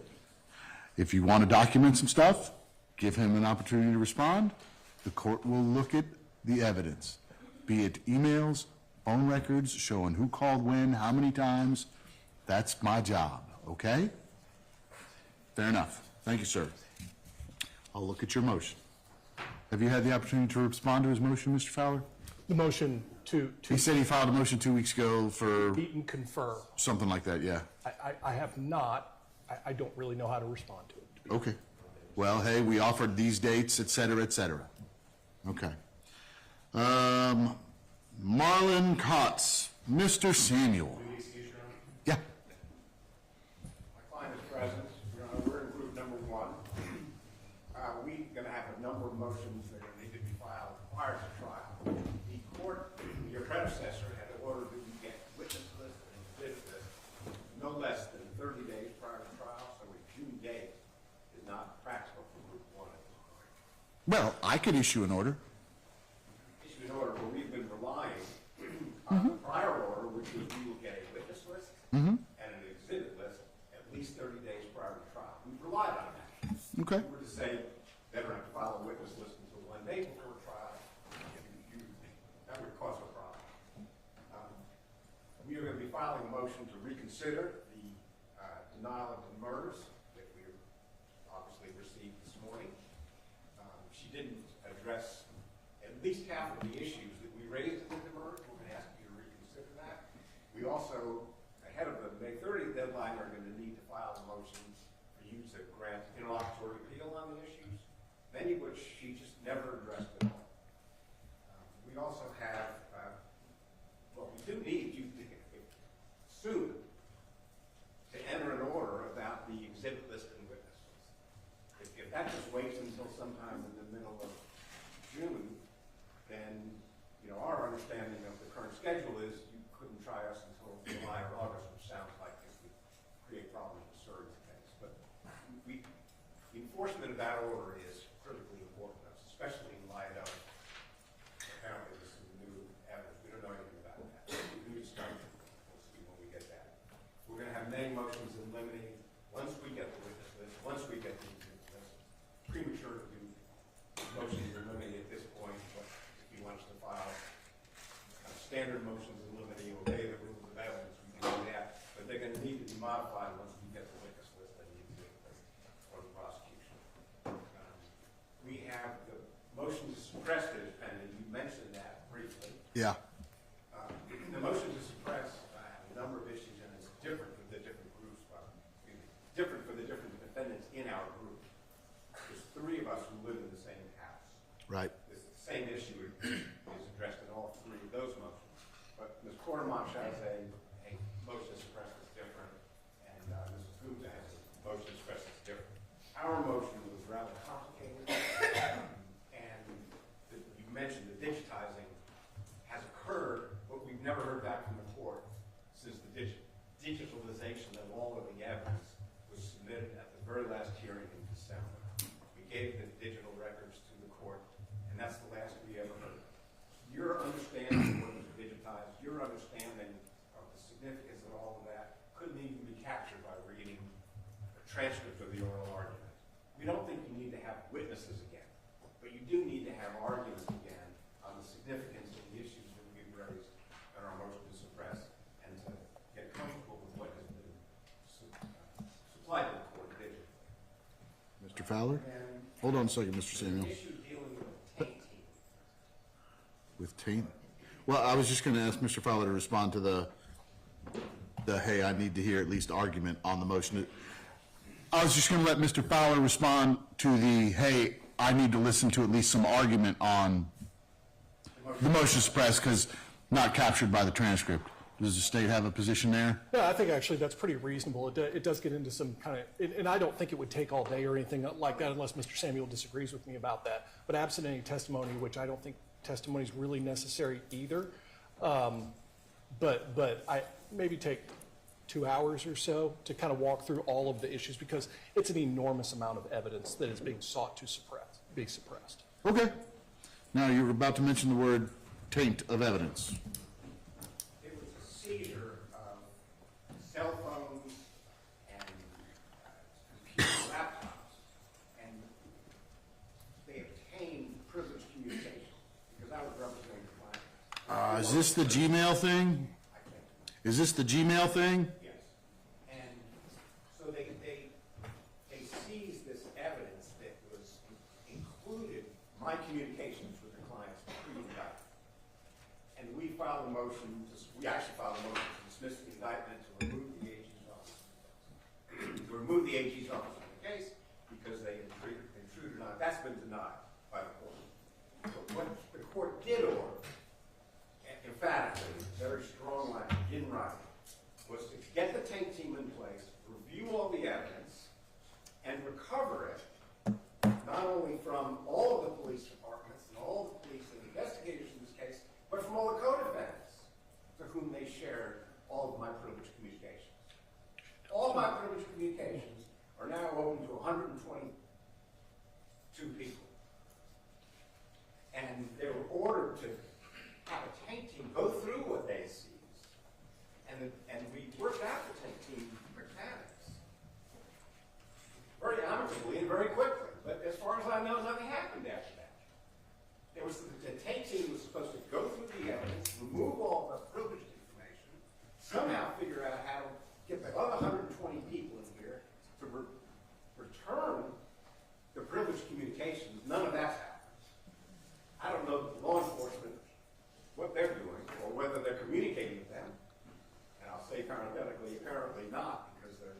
still getting information from law enforcement that they're going to turn over now. So these are issues that need to be addressed by the court. We're disappointed in the demur, getting that 5 minutes before we come to court today. I can't understand why that was the proper schedule when we're issuing demurs that were argued 7 months ago. And we would like to Mr. Samuel, I did not hear that motion. I didn't say you did. Okay. That's why she waited until 5 minutes before we have a status conference to put it on Odyssey. Doesn't make sense to us. It's not your problem. It's not your fault.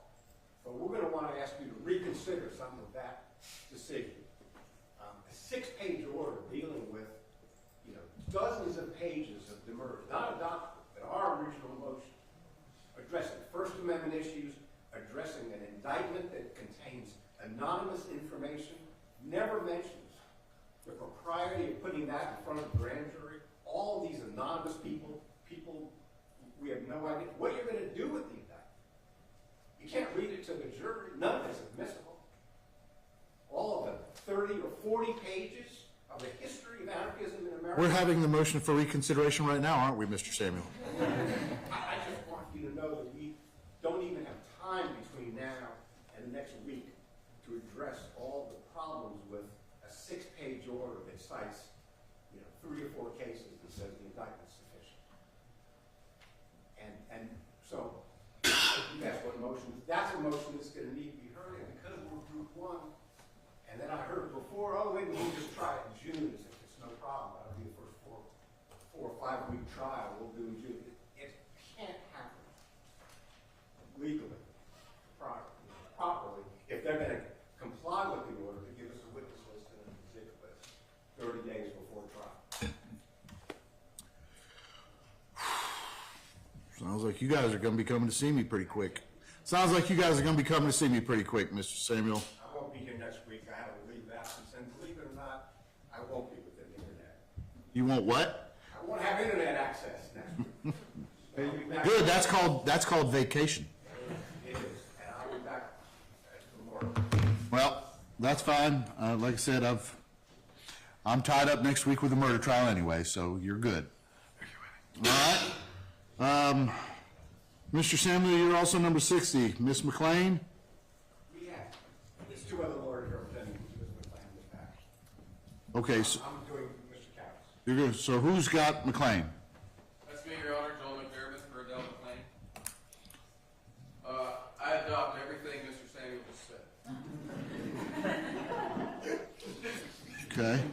In addition to that, we will have all of our motions particularized as best we can to get them in before the last Friday of May. Okay. And I know the answer to this question is yes, but you have an entry in, right, or a substitution to counsel in? Okay. It's just not showing up on the calendar, but I knew the answer was yes, but I had to ask. All right. Thank you, sir. Last but certainly not least, Ms. Patterson. And who do we have for Ms. Patterson? Kristen Nove on behalf of Savannah Patterson. Your name shows up on the sheet, so good. We've been around for a minute. Okay. So Savannah Patterson is here. Again, I'll adopt what my partner says, unless you want me to particularize it at the end of the calendar. No. Shaking your head, good. But I think, I'm not sure if we adopted any motions. I think we filed most of the motions. So, but if there's anything left for us to particularize, we will do that, as well as the motions that need to be filed, that Mr. Samuel represented to the court. Okay. And you again are also in the same first group of 5. Right, gotcha. Okay. Ladies and gentlemen, and attorneys, thank y'all very much for coming. I know I heard some people say they wanted to be heard on discovery. And I heard the state say, we're just turning stuff over. I realize there's going to be some issues with that are going to be raised. I understand that. And I look forward to reading your motions that are going to get filed by May 30th on that. Okay? That's what I need to hear. File that motion in there. I'm going to continue to go through this with a fine-tooth comb and try and find, what's still outstanding. I appreciate all of you telling me. What I didn't hear from anybody, and now's the time to tell me, I know that there was a motion to suppress with these folks. Did anybody else have a motion that was heard by the previous court? Where there was so everybody else has had motions, but no evidentiary hearings. Mr. Fowler, can you recall any? Not evidentiary motions, no, Your Honor. I believe that Mr. Chata Jimenez and I had some pretrial motions, but that's that trial as well. That's the King trial. So that's different. correct. Yeah. Our motions have been heard. They've been ruled on. Some granted, some denied, but we don't have any other pending motions. Okay.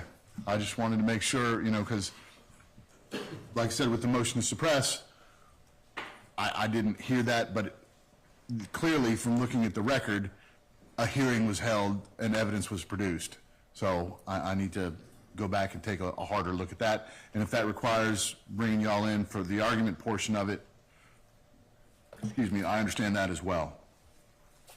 So if there are no other issues, watch people jack in the box. If I could have 5 minutes on the security measure. Remember, I said I wanted to talk to the court about the client's cell phones and IDs being taken up. If I could just have 5 minutes after everybody else is excused, that'd be fine. Well, everybody else has been excused, but they seem to be sticking around. Okay, well, that's So you want to be heard on security? You want to be heard on? Judge, I was just asking if we could get some clarity on when we can expect this additional discovery production, because that could impact our ability to file any motions that we need to by May 30th. In a case of this number, I will tell you in the past, the disclosures of discovery have been logistically difficult. It can sometimes take weeks for everyone to get that discovery. So if we can learn from the state, do you need drives? Are you going to send it to us in a link? And if so, when we can expect it, that would be very helpful. Mr. Fowler? We have 61 thumb drives sitting right here with us. We can provide it as long as everybody just writes their name down and says they got it. They're all sitting right here. Well, I think a bunch of people have left, but I mean, those of us who are still here certainly can go. Well, then what he's going to do for the people that left is he's going to put it in an envelope with a certificate and file a certificate of service saying, I sent a thumb drive to attorney X. And we'll know who didn't get it because we'll have everybody. Everybody else will be signed for it right here. Thanks, Judge. So, there's. Your Honor. Yes, sir. Just so that the record is clear. On November 6th of 2023, Judge Adams gave a deadline for December 31st for all discovery to be handled. The state failed that deadline. Is there an order in place? She gave it orally. And Is there a written order in place? Not to my knowledge, Your Honor, but we filed a motion to exclude based on that order on February 22nd, 2024. Then, Your Honor, at the case management hearing a year ago, May 7th, 2024, Judge Adams again ordered a deadline of May 17th, 2024. Sure, I need written orders. And Your Honor, we filed a motion to exclude based on that order as well. And that was also an oral order? Yes, Your Honor. And not only was it on physical discovery, Your Honor, but she also set a deadline for a site visit to the forest where a lot of the allegations took place. The state also failed to meet that deadline. And so, Your Honor, and we filed a motion to exclude based on that failure as well. So, Your Honor, for the state to now want to give more evidence is past 2 deadlines where we already have a pending motion to exclude for not meeting that deadline. And so, Your Honor, we would submit an objection to even more discovery. And for the record too, Your Honor, every time, as other counsel has stated, that discovery is released, more motions are filed because we discover more issues of every case and also in the discovery itself. So, Your Honor, at this point, discovery has been closed. It's been closed since at least May 17th, 2024, a year ago. To reopen. Can you point me to a written order, sir? There is no written order, Your Honor, because So the answer is no, you can't. I cannot, Your Honor. Judge Adams has never entered a written order. Okay. It was said and it's on the record on every transcript and reflected in our motions. I understand that. Cognizant of it, but I'm bound by written orders. Okay? Now, and you will get written orders from this court. Okay? And state, there's going to be written orders on discovery. This case is 2 years old. That's a fair point. Stuff starts popping up 2 years old. People are going to call shenanigans on that. Okay? We understand, Your Honor. Well, there's going to be a... For written order to enter today. I just told you I was going to give you a written order. Thank you, Your Honor. Okay? I can't tell you that it's going to be filed today, but I can tell you this is my status conference, and this is the reason I had this conference. So these issues can be brought to my attention, because I'm trying to get this case to the finish line, okay? And I understand the need for deadlines. And they can't be fluid, because all that does is artificially extend the case. I'm cognizant of that as well, okay? All right, thank you, sir. Your Honor, briefly, just to clarify, when Group 1 had its motions hearing in October, there was an issue of late provided discovery. The state said what hasn't been provided, they agreed would be in fact excluded, and the court reviewed the transcripts of that. I think it was mentioned in the September demurrer here. Beyond that, Judge Adams, specifically on the record, excluded that late provided evidence to us, and then myself, on behalf of Dr. Gupta, and the state filed a joint report with the court on which we agreed to specific items of discovery. Judge Adams never did anything with that. I would have loved to have orders on so many things in this case, but they just weren't there. But I think the court can refer to the transcripts related to this discovery, which has been over 10 terabytes, over 30 days of video, over 27 days of audio. That is, we've had to beg the state to give us, and it's unorganized. It's not date stamped. Some files are corrupted. It is just a complete mess, and the state has had this for years, and it's creating problems for us. It's creating problems for this court. So that's simply the record I would like to make. Thank you. You're welcome. Wait. He was before her, she's before you. Go ahead, Ms. Harrison. I just want to make clear for the record, I just received a new discovery, which I am objecting to from the state, that it is 57 gigabytes of discovery. I have concerns about my ability to go through all of that within the next 2 weeks, to look at that, substantially analyze that, and add that to the motions that have already filed, as well as issue slot additional motions. I think that the additional discovery, if the court chooses to allow it, is going to cause issues with the motion deadline provided. And I would ask that the court could provide us some guidance or solution for that issue. Was it Mr. Gupta? Yes, sir. I just wanted to flag for what it's worth. One of the motions that I filed was, and I think several other attorneys adopted it, was a motion to have written orders for the oral orders that Judge Adams issued. So, insofar as that has any significance on how you're going to decide the motion that was raised up in the prior discovery date. Will you email that to me on the staff attorney? Yeah. That specific motion? Mr. Fowler. I believe Ms. Dixon indicated she's going to handle this.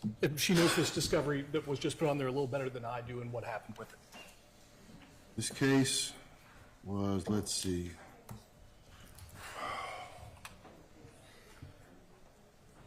And Ms. Dixon is my co-counsel. I believe the court has crossed paths with her before. Indeed. This case is almost 2 years old. Yes, sir.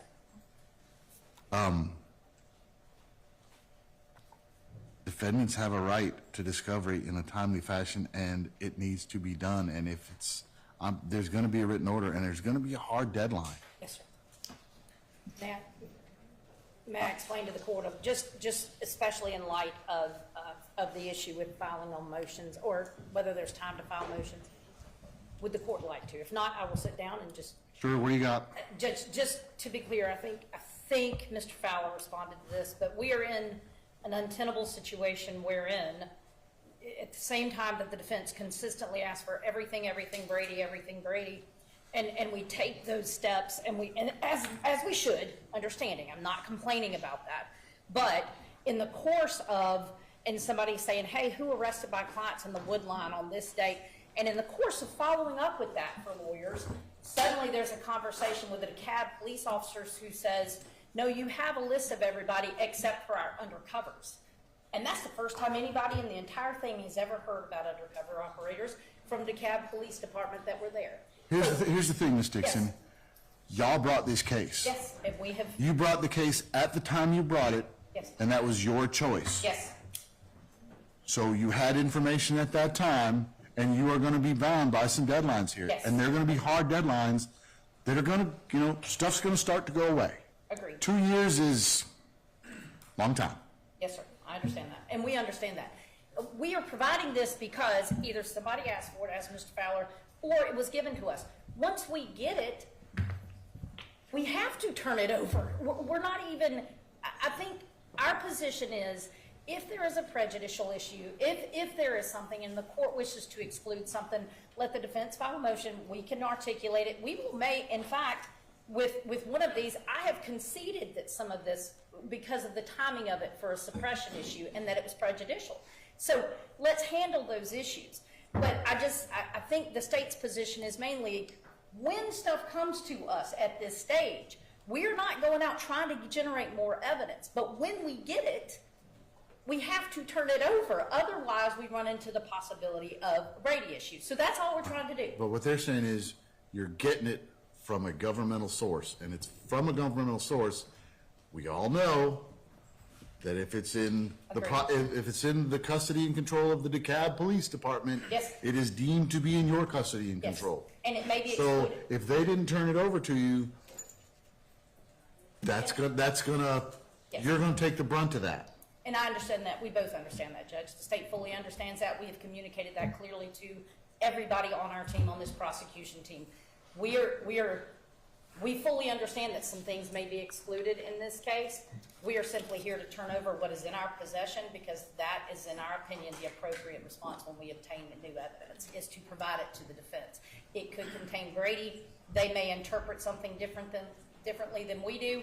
We are not arguing that everything on this is admissible against every defendant here. I just want to be clear about that. We got it from law enforcement when they gave it to us. We're turning it over for full disclosure, open file, total transparency in our investigation. And if the court decides that there's prejudice and it needs to be excluded, we understand that that may happen on some of this. I wanted to be clear that that is our position at this point. Okay. All right, y'all. Yes, sir. Just one thing, just to be clear, just want to make sure that all of this discussion, other than the status, is being taken down on the record. No, so I think there's a nod from the court reporter. We just would ask for this to be on the record, any substantive stuff about discovery. You're going to get written orders regarding discovery. Right. Thank you. Okay? Because then we don't have to go back and find things. We've got a written order to go to. Okay? It's nice to have written orders. Yes, ma'am.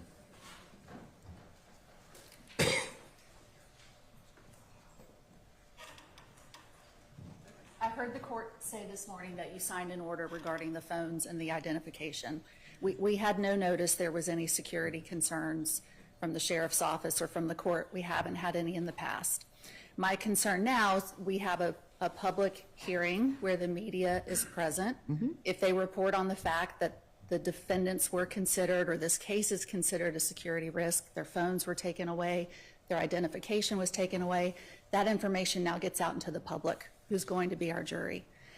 So that's my concern about the way things have happened this morning. And my ask to the court would be, going forward, if we're going to have something like that happen, I would like the chance to have notice, to be heard and to respond to any security concerns. I don't know what they would be or where they would come from, other than just the allegations that have been made in this case. And I think there are responses we could give to the court to show that there are not any particular or specialized concerns as to the defendants who are sitting in this courtroom, or any reason why they can't have their identification and their cell phones with them when they're attending court. Okay, duly noted. Thank you. All right. So before the next hearing. Okay, so I'll file something before, I'll go find the order, and I'll file something before our next hearing. Well, we're not going to have, like I said, my plan is not to have another en masse hearing. Understood. Okay? Okay. But this, I wanted to hear from all the attorneys and see all the faces. And now we're going to start cutting it up into little pieces. Some may be 33 defendant pieces, potentially. And I'm going to ask the state to get with the defense attorneys on that, because if there is something that'll help streamline things, I don't pretend to have every answer on efficiency and streamlining, and that would benefit both parties, benefit the process, not favor one side or the other. I'm open to those ideas. Okay? Understood. Thank you. All right. Anything from the state? No, Your Honor. Judge, it's just so hard to get back here, and I want to make sure, I don't know if you heard this, but I'm hearing this new discovery is 57 gigabytes. That's what I heard. That's what I heard. I'll say it loud. 57 gigabytes, Ms. Harrison says. If this were a new case, setting the deadline. That could be one really high-definition movie. It could be lots of millions of things. I haven't seen it. Look at it, then complain about it. Don't complain about it first. One final thing. I'm from Savannah, and I don't know many people here. Lovely city. At the risk of ending our honeymoon, Judge Alonzo, I did want to ask, because I've just whispered to me that you and Mr. Fowler had a prior professional. Okay, I'll clear that up right now. Sure. Everybody, full disclosure, I was elected in 2018. I took office January 1st, 2019. Prior to that, it was December 7th, I believe. It was Pearl Harbor Day where I started. Of 2015, I was a district attorney at the Clayton County District Attorney's Office, where Mr. Fowler was also employed. For the 4 years before that, I was a conflict attorney with the Georgia Public Defender Standards Council here in Fulton County. I also began my career as a Fulton County public defender. So I have sat at both of those tables. And not only do I know Mr. Fowler, I know a whole bunch of the defense attorneys too, and I've worked cases with some of them. That's a product of being old. Not as old as Mr. Samuels, but it is a product of the gray hair. Apologies, Mr. Samuels. So, he couldn't hear before, but he heard that one. Hearing got better, didn't it? That's a product. Do with that information what you will. I have no favor toward one side or the other. This is another case for me. It's a bigger one. It's a more complicated one, but it's a case. And ultimately, if this case goes to a jury, they're going to be the ones who are the finders of the fact, not me. It's going to be argued to 12 peers, okay? So that's my full disclosure. Was that the whisper you were looking for? Well, Judge, and I don't know if you want to do this as a status hearing, but I don't know if that means that you cross paths, and you tried one case together, you tried a whole bunch of cases together, and I don't want to miss my opportunity to raise an issue. I don't know that we ever tried a case together. We tried Ruiz, the 3 co-defendants, that they did 2 home invasions and rapes. It was Ruiz, Young, and Lester. Okay. Judge Harold Benefield. So, one case we tried together. We were in different corners. I was assigned first to Judge Carter. Then I moved over to Judge Benefield, Judge Deborah Benefield, and I finished my time there in front of Judge Robert Mack. Mr. Fowler was in major case. I was not a major case guy. I was just a senior guy in the courtroom. So, again, I hope that's as full disclosure as I can recall. Yep. Anything else? Thank y'all. Thank you.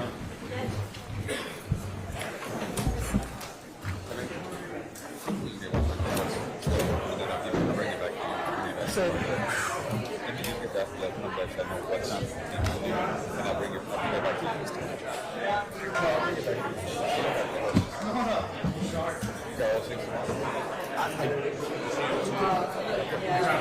Hey guys, keep going down.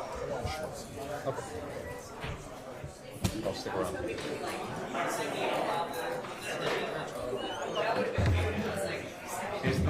He's out of his league.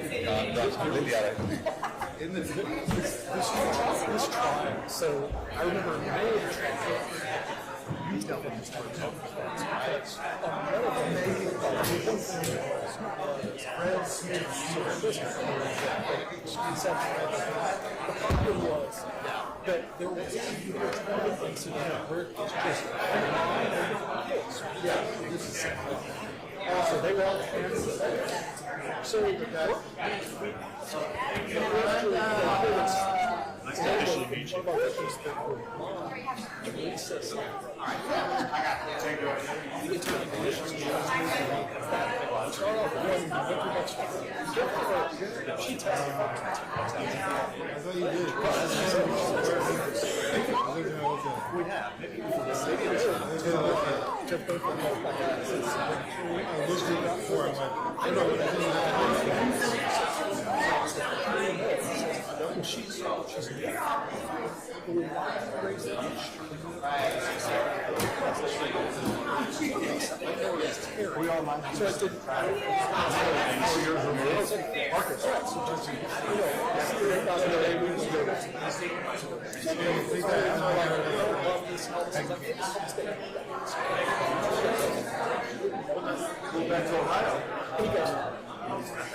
So yeah, my daughter dates your son, and just kind of feels like, it's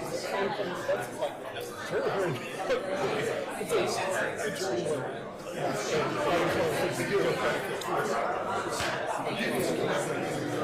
He just looks at me and I was like, he's just different. Yeah, I think so.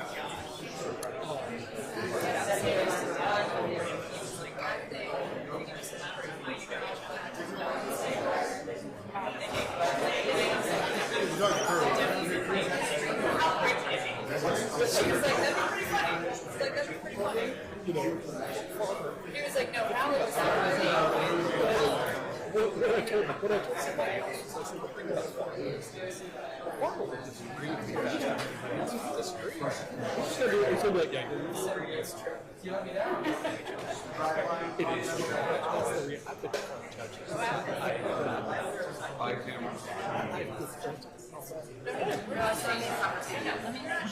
camera.